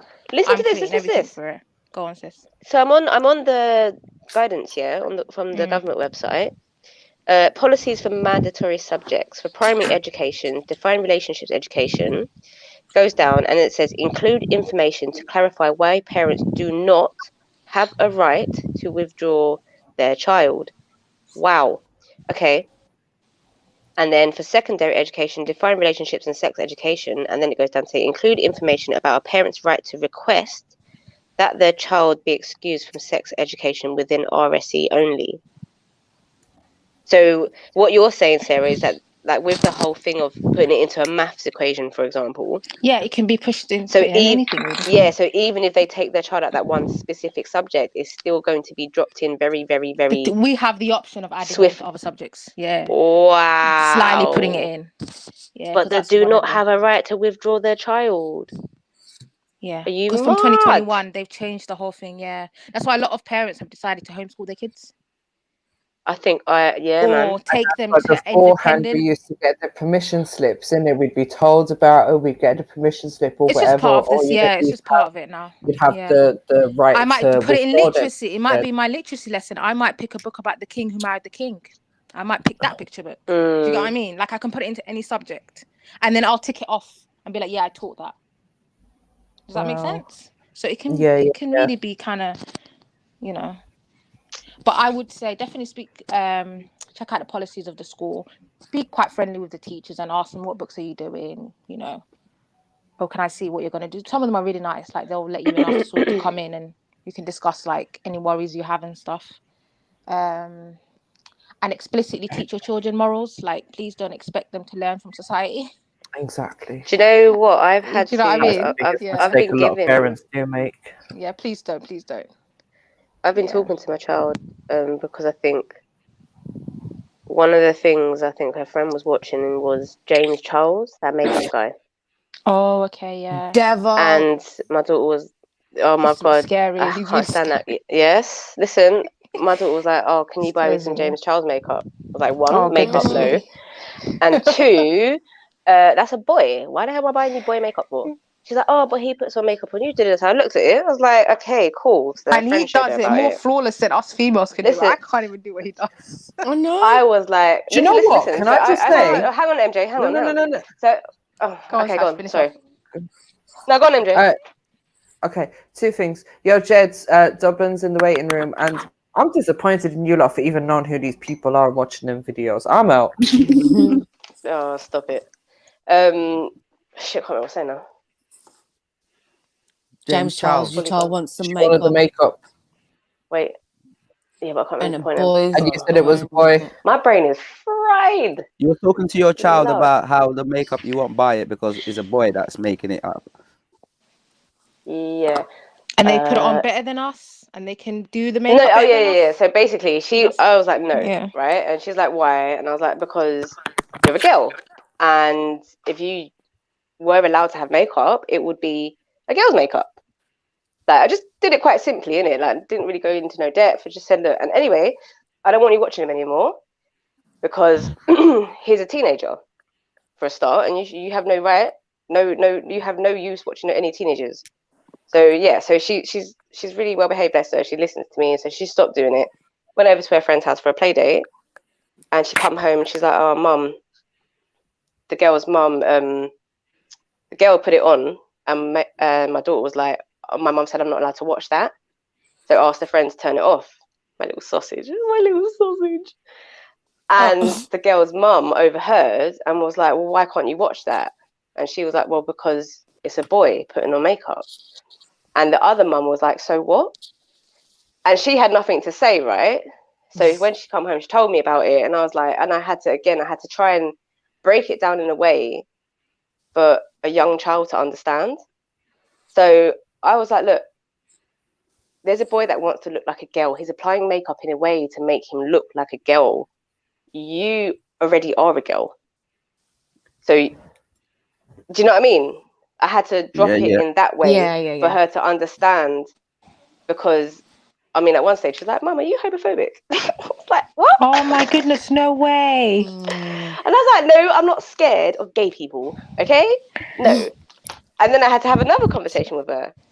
But this is things, because I clock I'll make sure I look at what she watches, So these are things that's good. That's really good.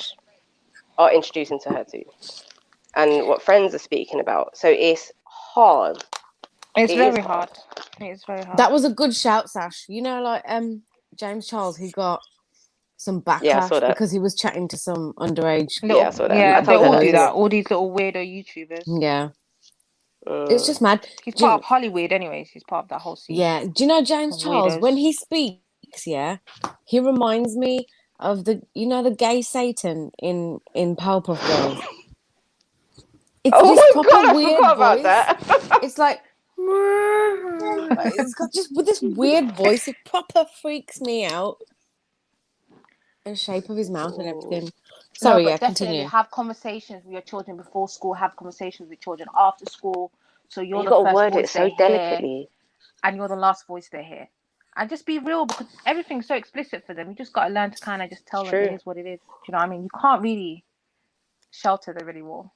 You got to be smart about it as well, because being Yeah. like, oh, they're gay, And you it's have not to enough. teach them to be politically It's just not enough. correct and tell them this is their way of life, this is our way of life, this is what we do. Yeah, Do you know what I mean? You have to be very clever in the way you because if your child do goes it. to school and they're being homophobic, that's going to come back on you.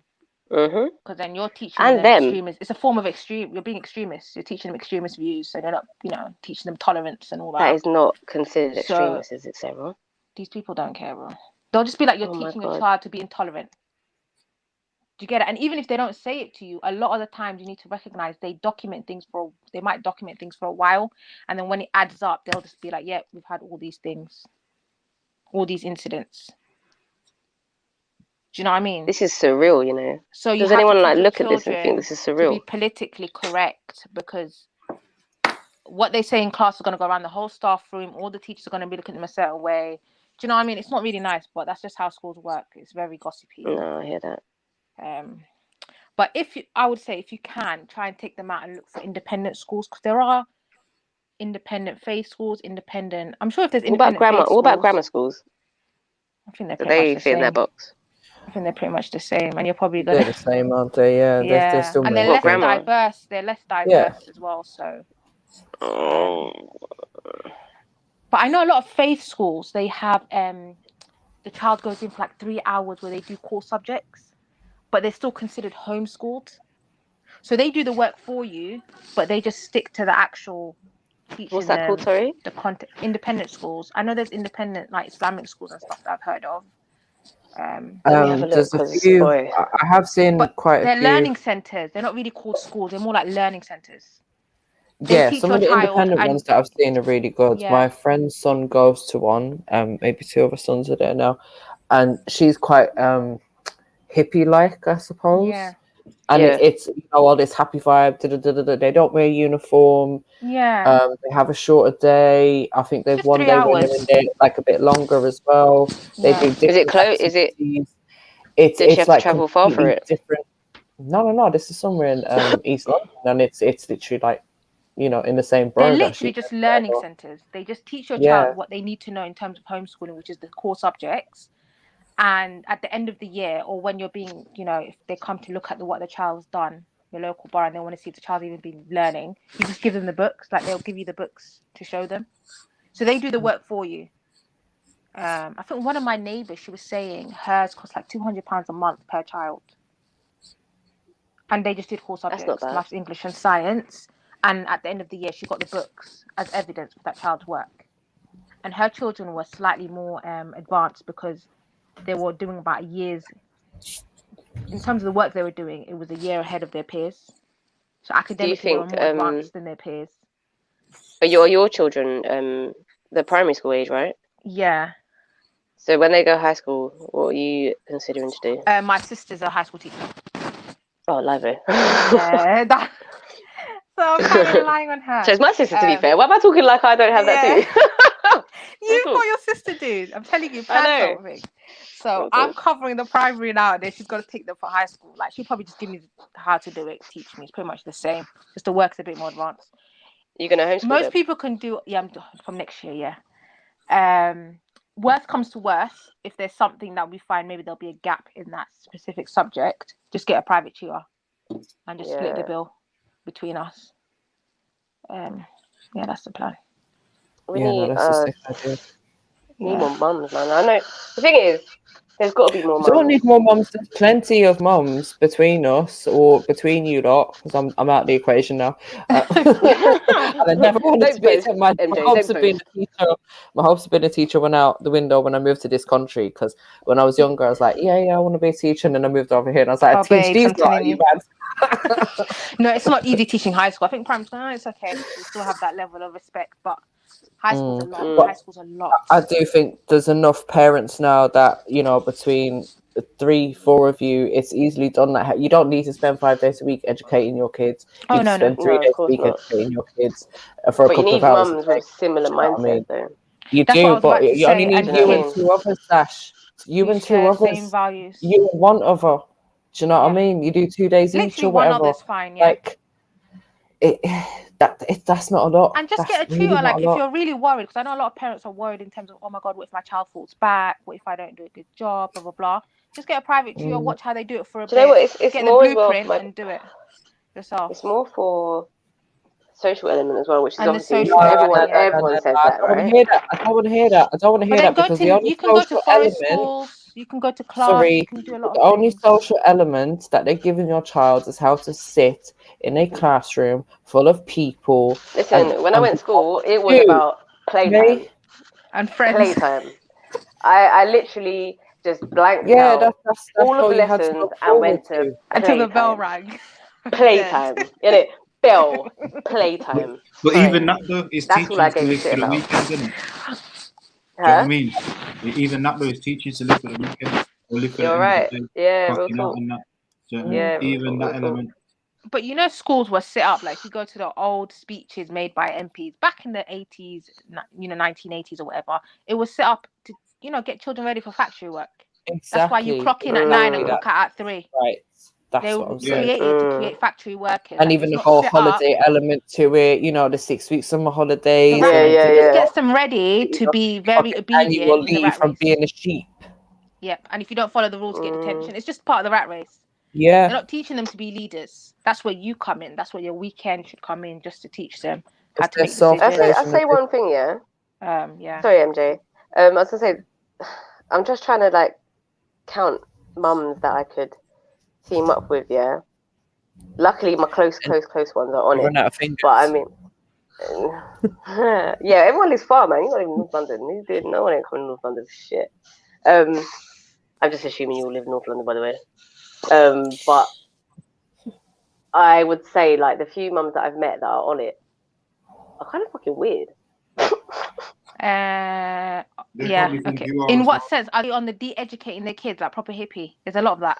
There's a lot of parents. There's a little bit of that. It's just a bit more. It's just a bit free flow. Yeah, and I guess in some ways, I don't think they feel the same about our views with the whole gender thing. They might be a bit more liberal, so it's still man. So they might be down for no badges.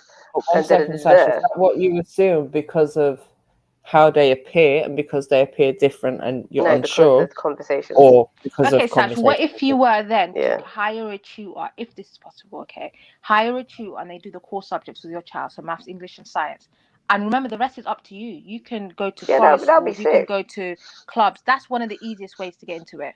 Literally hire a teacher, be like, listen, I need them to cover the national curriculum for maths, English and science so that their core subjects are on point and that whatever for the future qualifications. And then the rest, history, RE, art, all of this is you. That's up to you. You do whatever you want. Teach them about Filipino history. I don't care, do whatever you want. To the Natural History Museum. Do your own trips. Anything, that's what they do. They go out, Lego clubs, there's this really cool Lego club where they teach them problem solving skills. There's so many clubs out there.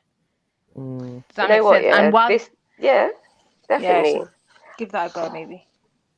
I'm looking at this stuff now. Sarah, realistically, how many hours a week would you say a primary school child needs in order to learn? It's 4 lessons are 50 minutes. 4 hours. Come on, that's exactly what I was thinking. 4 hours. It's about half an hour for phonics, younger years for probably half an hour for phonics or a starter activity.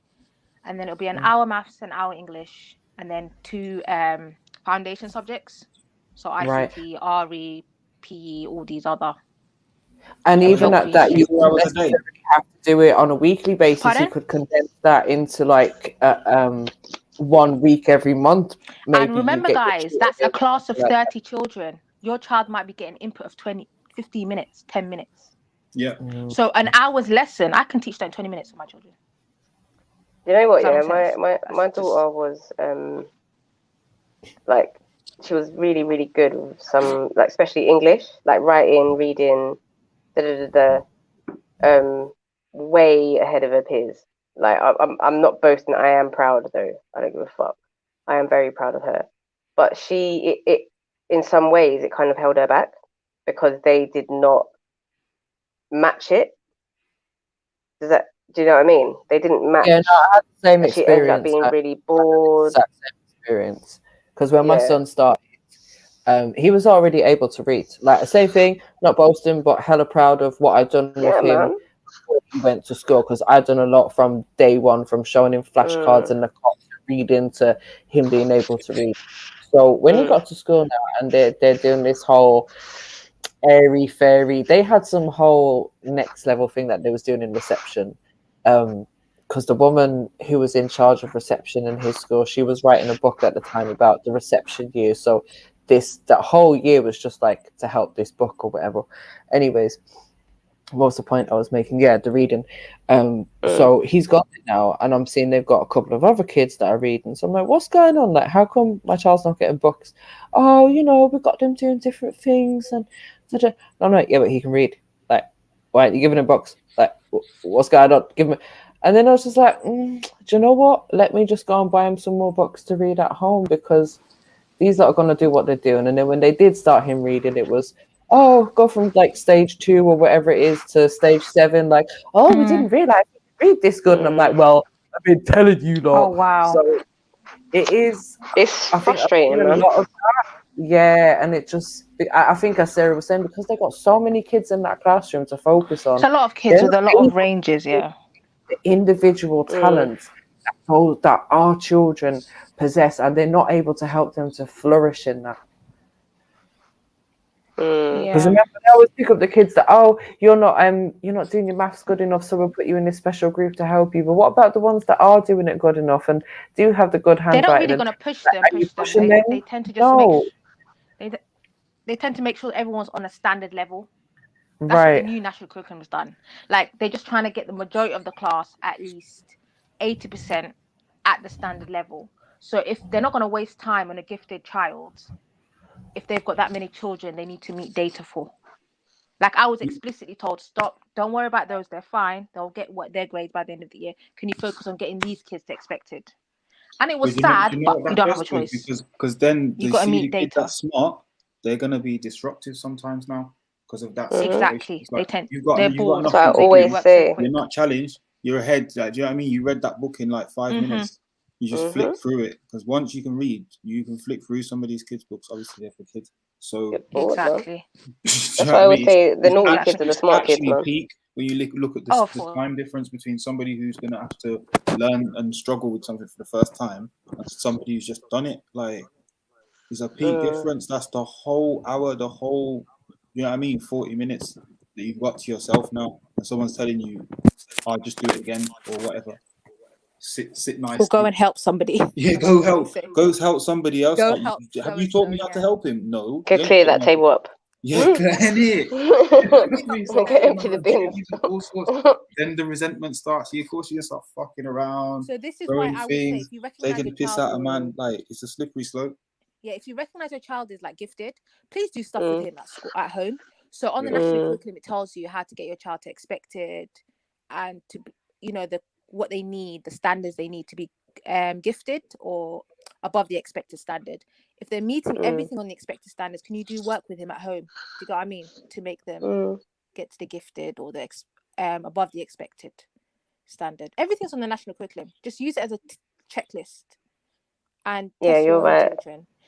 Go and twinkle. Yeah, because that's all it is, really, isn't it? When it comes to the national curriculum, it's like, at this age, they're able to write a paragraph. They're able to do this. They're able to do that. Checklist, this is the standard. So what happens is at the end of the year, our books get checked. So we have to prove that child's on that level based on the evidence in their books. Right. So if you do work with your child at home, they're going to find it so easy. Oh yeah, I've already done it with mum. Do you know what I mean? It's nothing to them. Yeah. Even if the teacher kind of doesn't. And you just have like a catalogue of evidence or whatever, just in case. Because is it true that when you homeschool that you get an Ofsted inspection? You get usually from the borough, though. Yeah, you would get somebody that comes and checks just to make sure the child is. I don't think it's Ofsted though. I think it's someone from the local borough, right? When you take a child out of school, just to check that Right. they're actually doing meeting the standards. And I kind of understand, because there are some kids that are taken out and they're illiterate. Mm. So the adults are illiterate. Those would be the kids that are just basically Yeah, not when they being go sent to college. school because their parents don't give a shit. Yeah, they don't really do anything with them. So I can understand. And if you're on top of it, you're good. Just make sure you evidence everything. Even if it's not something written, take a picture. Like I do that all the time. Just take a picture of their work. Do a lot of like practical activities. Take a picture. Date it, stick it in the book. You're good to go. One of my good friends has had a son at home for 4 years now. Yeah. Oh, sorry. He Did you hear? So I'm chatting shit. Sorry, MJ. Do you know what I'm laughing? The chat is completely No, different. when I say at home, I mean out of school. He's been out of school. He's autistic, and it was kind of recognized in him. But you know when like they're going through that whole assessment period and all of that. Yeah. So he started in primary school, and like straight away it was like, oh, it's challenging behavior. Oh, he's violent. It's that. Oh, we can't handle him. Oh, let's put him in the rainbow room with the special needs kids. Oh, let's try get funding for this. Did he have a plan? Let's get a statement. Well, it was the plan that took ages, and then 20 weeks. by the time they got the plan, then the school was just like, yeah, we can't deal with him no more. So it went from him being in school to like 2 hours a day, like literally only 2 hours a day. This was year 2, I think. To like he'd be in school for half an hour. At the moment, like reach home, and then she'd get a phone call like, "Oh, you need to come pick him up." So it was just pointless. So they start getting tutors and all of this. But the borough she was living in was really, really shit. She moved boroughs last year, just before the pandemic. They got a tutor straight away. They've now updated his plan because the plan was completely out of date because he just got his diagnosis. So mom started getting help and started to understand how to help him more. Obviously, after he got the diagnosis. But yeah, 4 years now he's been out of primary school. But he's actually done really well. Like just having the tutor at home for 2 hours a day, he is above the average level. Wow. So, and do you know what I mean? So he's not behind in any kind of way, even though he's got his own issues to deal with. But she's now got him into school, which is going to be, he's now obviously secondary age anyway. So yeah, she's now got him into a school, which is going to meet all of his needs. So I'm happy. But the homeschooling has done him good. But my friend needs a break now. But they do say homeschooled children do better academically. If you look statistically, they do better than children in maintained schools and stuff. So, you know what? Literally, everything is pointing towards doing it, but it's just the what year is your daughter in though? Sash, she at the moment she's 4. Oh, okay, she's okay. She's still young. Year 4. Yeah, but at that age, it's a lot of practicals and a lot of social skills, and it's not too bad. If that makes sense, it's not really. It's a lot of play. Do you know what? It's just she just cares about her friends, and fair play to her, because that's what I gave a shit about when I was that age. And do remember, like your children are mirroring you as well at home. So, like whatever example you set, you know, the way you talk, the way you act, the way you deal with situations, they will mirror that. Because between the ages of 0 and 9, children literally mirror the environment. So that's why you have to be she's just my little sausage. Oh, bless you. That's why they tell us to like model good behavior as teachers. Like you have to be extra animated. Thank you, and be like, you're welcome, and all this stuff to kind of model that behavior for them. Because they imitate you. So if I say thank you to one child, all of them will say thank you. Thank you. Yeah. Oh, that little ducklings, isn't it? You. Literally, we're like mirrors for them. Bless them. It's blessed, man. Yeah, it's nice. It's nice. I was gonna the social thing. Would you supplement it with like extracurricular stuff, as in stuff that other kids will go to outside of school, for instance? Outside school. Yeah, well, like linking up with other like homeschooling mums, for example. Do you know what I mean? Like, what? No, like swimming lessons and that kind of stuff. There's so many clubs, guys. Trust me. There's science. You can do so much. You just hire people and split the money. Youth yoga. Let's Google this independent schools. I was saying, because I know Jez is going to tell me off, but I mean, I keep seeing more and more things. Stop worrying about Jez. Fuck's sake, just talk, man. All right, big girl, he ain't here. See how you talking? Yeah. Joking? Okay, sorry. MJ's on a ones there, bro. Thank you so much. Oh, Thank you so much, MJ. Because you not keep doing that. Like they know that what they're about to say is dry, so they're like, just to tell me up loud, that man. I'm dead. I'm just trying to give you the You know what I point. If you mean? don't like Just it, say Oh, it. Just Jedi's spit it out. like big up MJ. there in the corner, just listening. Get your step one pants off and put your big girl Shut up, pants on, Jedi. Sash. Come on. Oh, step one pants, you know. Jet sound like he's in the back cave or something, man. You Chatting get about I'm in the me? gym, man. I'm in the gym. I'm in the gym. Get there. Jedi's spying on us. That's what he's doing. So yeah, come on, Sash. Before your brain forgets. Hurry up, Sash. Yeah. What are you saying? No pressure. No pressure. Jed's go on mute now because the background noise is disturbing me. Stuttering. You can take your time, Sash. And I think, do you know what, Sash? Just on this point, I think that's one thing that we have to remember. Like, don't always feel under pressure. Like, sometimes just tell the panel, like, you know, guys, just shut up for a minute and let me think. Like, yeah, man, shut the because fuck up, you lot, man. I do get it. The brain confusion, I get it a lot, you know, and that's where the notepad and pen and all of these things comes in handy, as we've been told before, you know. If you talk from the heart, yeah, then you're not gonna come up with that problem. You gotta talk from the heart. You gotta stop saying shit because people want to hear. You got to stop overthinking. You said it the other day, Jen. Yeah. We do have to stop overthinking. I do it a lot as well. Try not to offend, so you got like big I don't want to sound stupid. That's all it is, man. I just don't want to sound dumb because there's so many clever people around. I feel attacked. Go on, babe, say your point. I am offended. No, I'm saying, Sasha, I hear you. I feel the same. You said it yet, Sash? No, I haven't, because I mean, Go on. I forgot what I was going to say. The floor is now I yours. fully forgot what I was going to say. This is your fucking fault, MJ. Talking to me about step one pants, man. Shit. Fucking hell. Someone take over, because I forgot. When I come back, I'm going to interrupt you halfway through a sentence. All right, cool. Just interrupt. Why do you think these numbers be going down when the man then stop talking? What's going on? What is it? Because they're sexist. We're not fighting. Or do you lot just not talk about nothing like meaty? Do you know what I mean? You Yeah, never we do. disagree. You never. I'm telling you the facts, man. You lot don't talk about Mags, that you're meaty. here. Mags, what do you think? It's like lady talk, like, oh, school and homeschooling. It's kind of predictable. You don't talk about nothing risque. You don't talk about nothing on the edge. Like, if we was all together in a park or something, and we had the kids in front of us, this is the type of convo I'd expect. But you adults doing adult time late at night on YouTube with, like, I just feel like. But we just spoke about the whole curriculum and the agenda surrounding what they're trying to teach children insidiously, which brought us here. So that was quite a juicy conversation, Jeds. We've done it in a very feminine way, though. Well, I can't be anything but feminine. We're not gender bending over here. So what can I say? I respect that. Well, okay. The men weren't willing to jump up, and we came here. Okay. No, the men have been what you've got all day. That's what the men have been up all day. So you can't do that. Men are willing to jump up. You lot have been on air. You lot have been on air about an hour, at least 12 hours of male-dominated content, and we really could have done with some sisters with opinions, but you know how it goes. I didn't want to get shouted at by anyone. Sorry, I have to look after my pops. I was getting some history lessons from my dad today about when he came to this country in the 70s.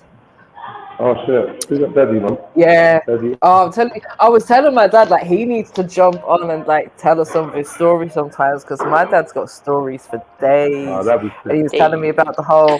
Imagine he's ordered, you know, the guys that sell the more blacks, more dogs, more Irish T-shirt Jeds. Yeah. You know that guy, innit? Yeah. But dad's ordered one of them because he's seen someone else. But he's like, oh, but it's got this thing on the back and it says "Know our story" instead of "Know your history." And yeah, so dad's ordered one of them today. I like that. I'm telling you, it's so good. He's supposed to come on the live stream. I just ain't like hit him up to remind him. He wants to come on. But yeah, Dad was saying when he came over here when he was like 15, and obviously he's a big guy, so he looked like a lot older than what he was. and he was going around to the pubs, and he was greeted by this no blacks, no Irish, no dogs thing. He's like, what? Like, what do you mean I can't go into the pub? So he's saying he spent about 5 hours going around London just to find a pub that he could actually go into to have a drink. Crazy. Yeah. Mad. That's wild. Can't imagine that, like, because I was saying, like, nowadays any of us could just walk into any place in London, unless it's one of them little like East End pubs, you know, where you're gonna get a few funny looks or whatever. But in general, we can walk into any bar up in like Shoreditch or whatever, and no one's gonna look twice at you. Like, the more crazy you look, the more you're gonna fit in, isn't it?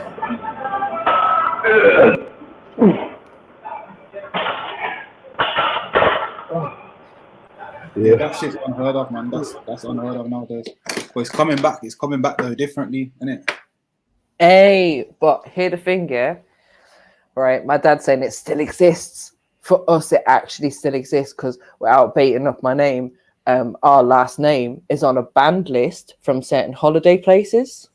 So no way. Honestly, my dad was saying that years ago when my stepmom was alive, she was booking it's like, you know, that little Pontins holiday place.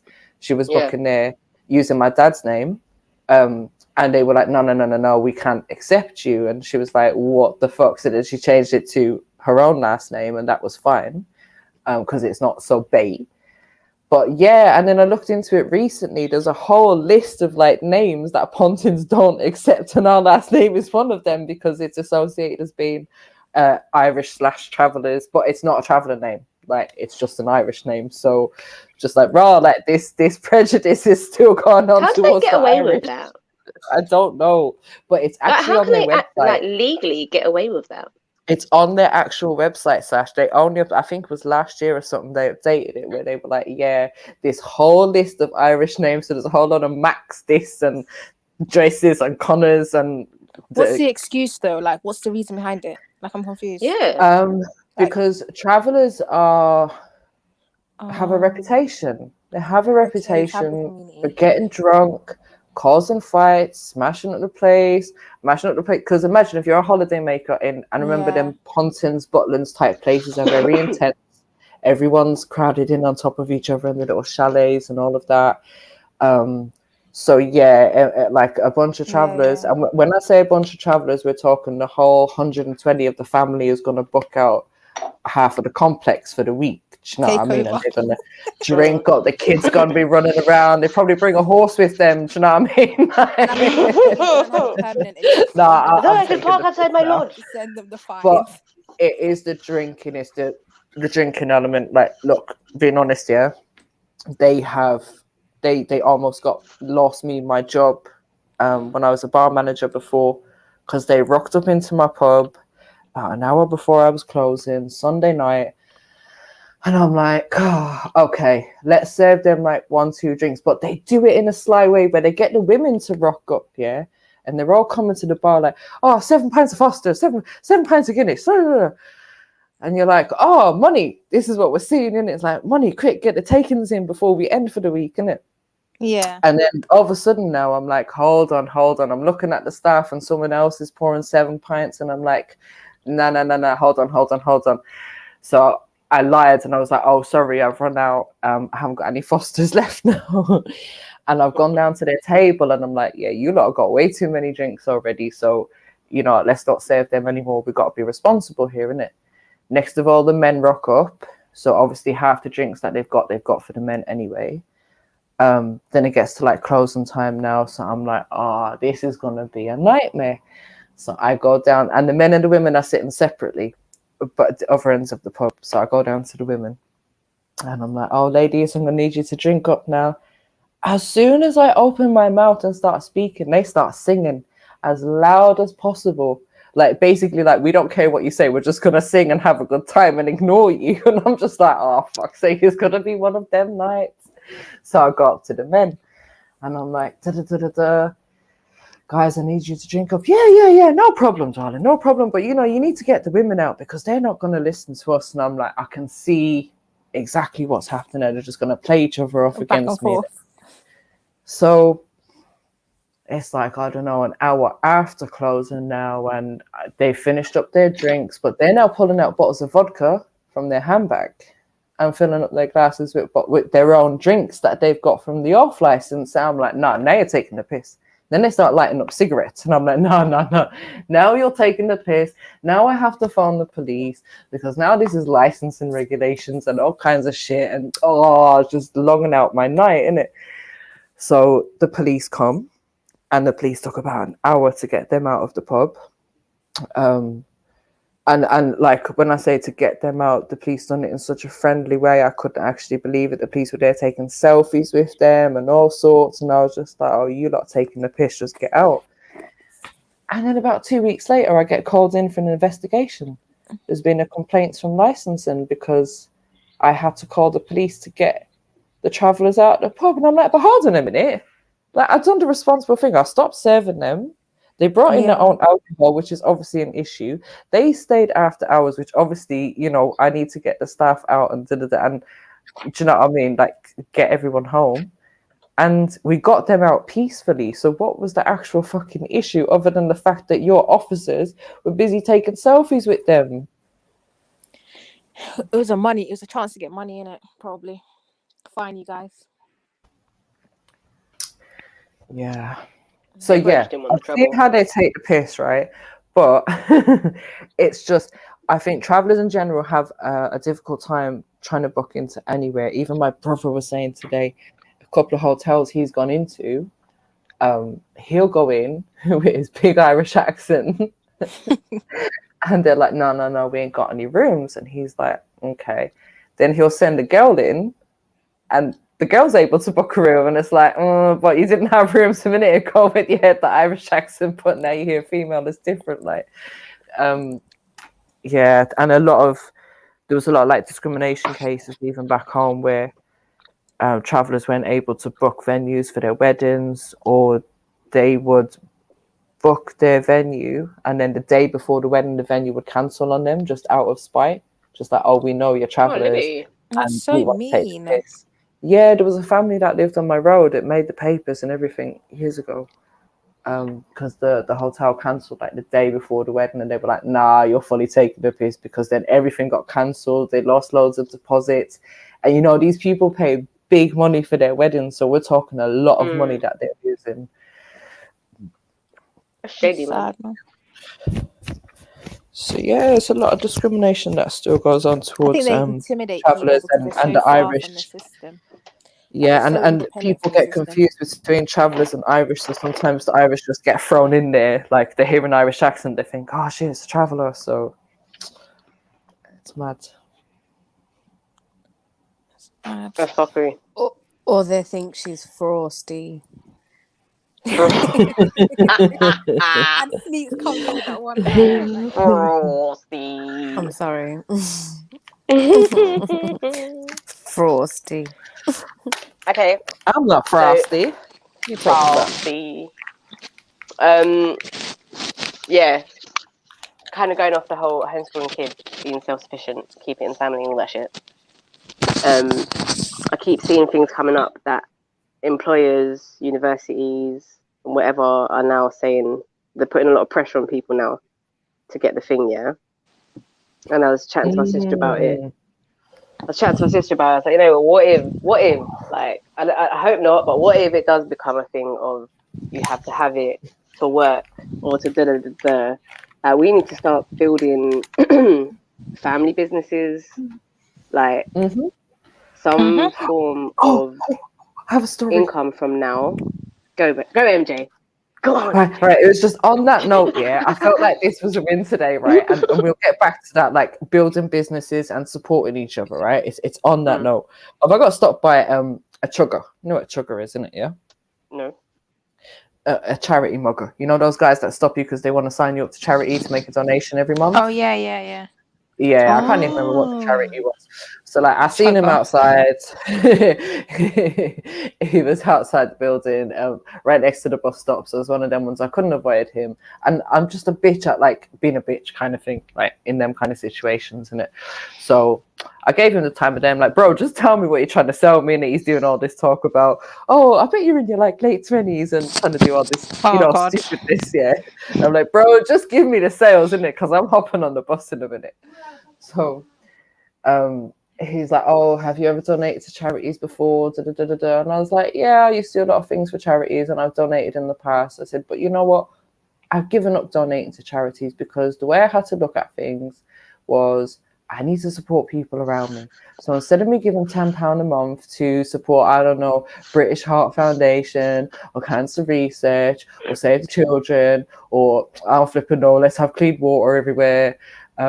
I can use that £10 a month to support my friend that's got their own business. And, you know, he just looked at me and went, I see what you're on. You know what? Good on you. And he left it at that. Oh. I was just like, oh my God, this is amazing. He left me alone. Like, yeah, but I think Oh he my God. understood what I was saying and where I was coming from. And like, I see what this woman, and he probably thought to himself, I wish she was my friend. Because, sorry, Sash, and going back to your point, we do just need to do that more, innit? Do you know what I mean? Instead of fucking putting our hands in our pockets for Tesco's and stupid charities and whatever bullshit, like, do it with each other. Build with each other, man. And it really annoys me because I was thinking the other day of, like, I want to buy my son some new clothes. Where am I buying these clothes from? Who am I buying them from? Who's selling clothes and where can I find them? Like, and things that he's going to wear. So it's people being able to identify with, okay, this is what the kids are wearing. What can we do as an equivalent that they're going to be happy to wear? Do you know what I mean? And I don't know. How do we get better at this, Sash? Going back to your point. How are we going to help the kids to get better at this? You know what? I don't know. I think that well, what I'm hoping to build right now, at least with my family, innit, is just the way I look at it is prepare for the worst. Yeah, in the sense where if all the things that we've become accustomed to were removed, how do we handle it? So that includes employment. If we're talking about being pressured into getting a badge, for example.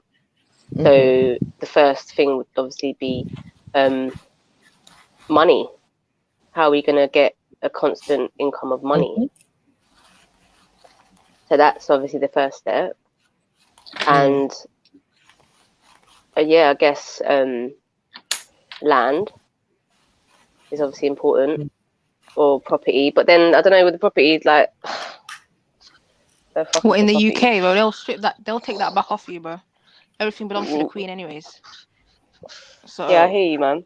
I hear you. But I would say in terms of yeah, in terms of family, what works? I don't know what's worked for me over the years is we all have our own careers and our own things, but we borrow from each other. That's like my immediate family and my cousins. So say we need a deposit for something, rather than going to the bank, we'll borrow from each other. We'll invest into each other and buy our shares or whatever back. Does that make sense? So keeping ownership within the family. And if you violate, you just step to the side, you get taken off the game, you can sit on the side. It'll still help you, but you're just not going to have ownership anymore because you've demonstrated you're not for the family right now. Does that make sense? So that helps. That helps us. So you, your sisters, your cousins, your close friends, you consider family. Money around you. So you might need 30k. If there's 30 of you, just 1,000 each.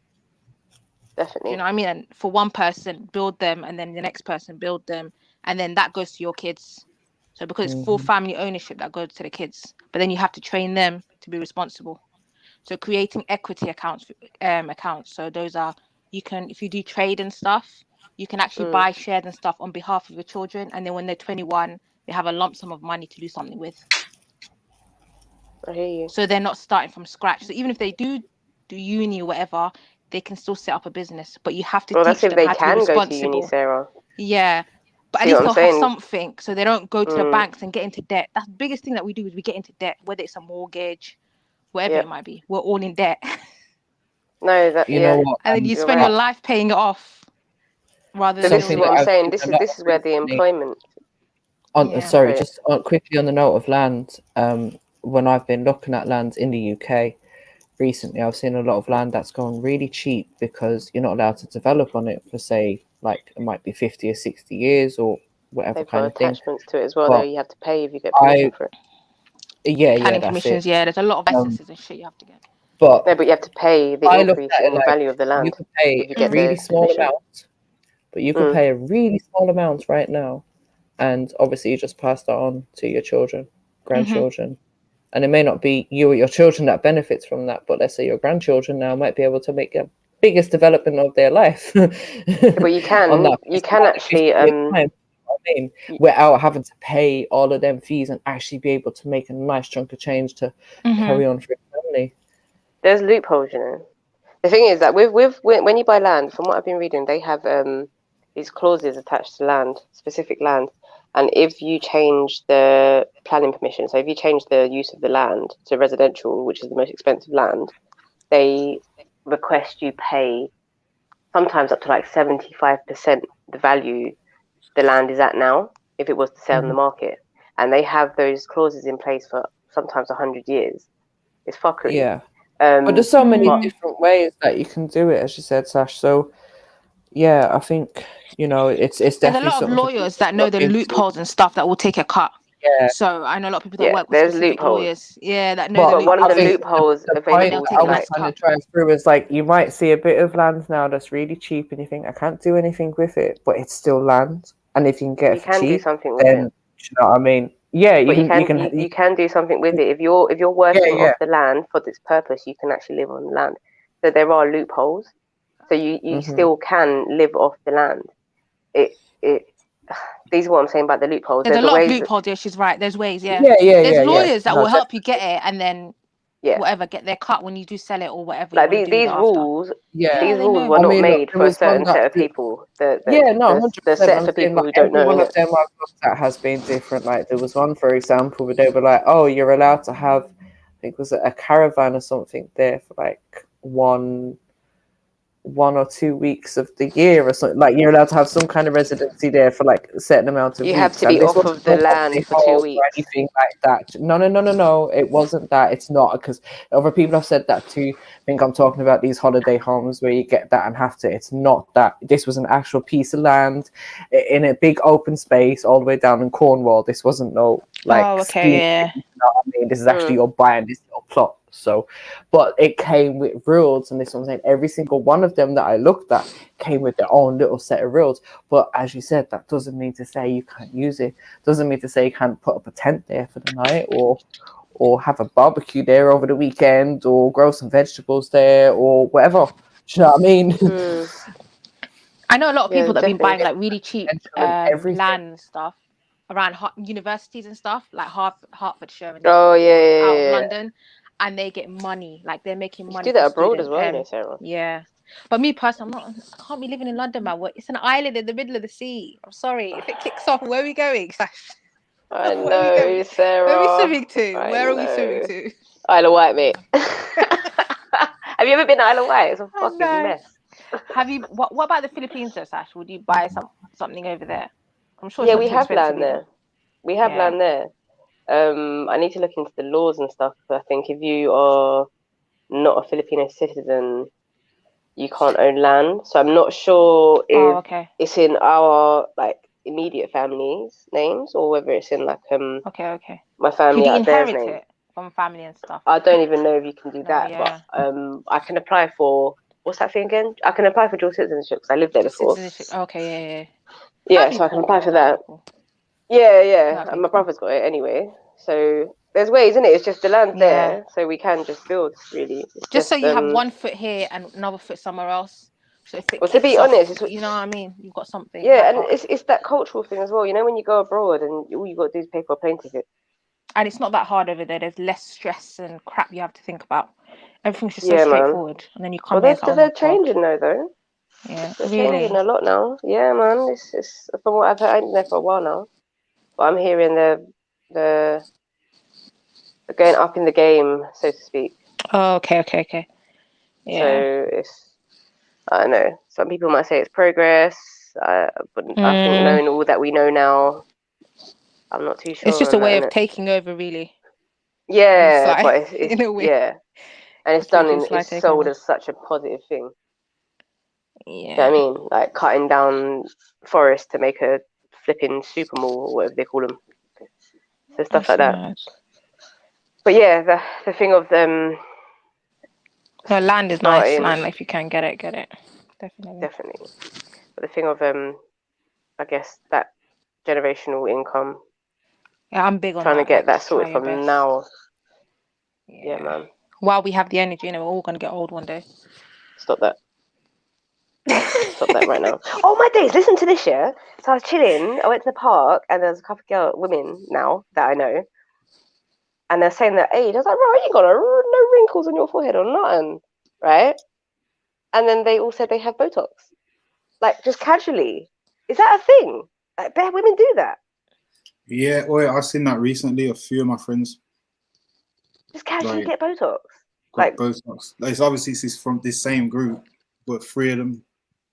And then obviously one of them got a bag of new friends. And I was like, shit, they've all got work of some kind. Like, I was like, because they're all like, what? 28, 29, 30, them type of age. I was like, what the fuck is going on here? But yeah, apparently it's normal now. I'm not even lying, like the whole Botox thing. I was like, so what does that involve exactly? And then I was like, no, slap yourself for that. And they have no expression, allow it. Like, no, do you know what? I wouldn't have even known they had it, other than their lips. They had a couple the lips thing, and I just couldn't stop staring at it. You know, when you try not to stare. That's before it's an addiction. Then it becomes an addiction. They look scary. Yeah, for real. They get body dysmorphia and stuff.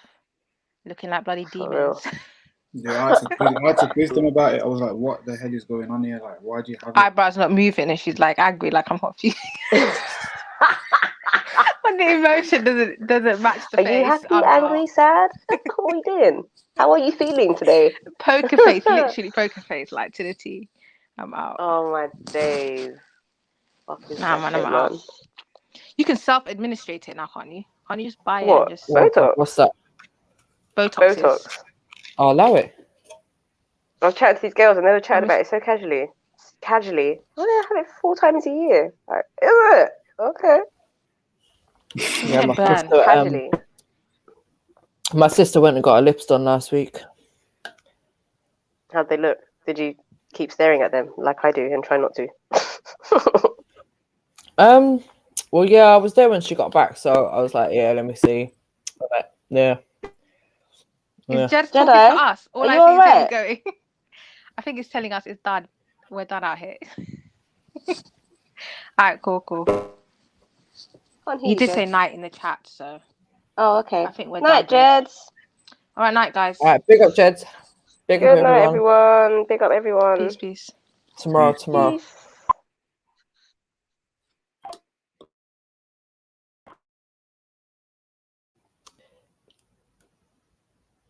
What do you say? Hit the like button, hit the subscribe button.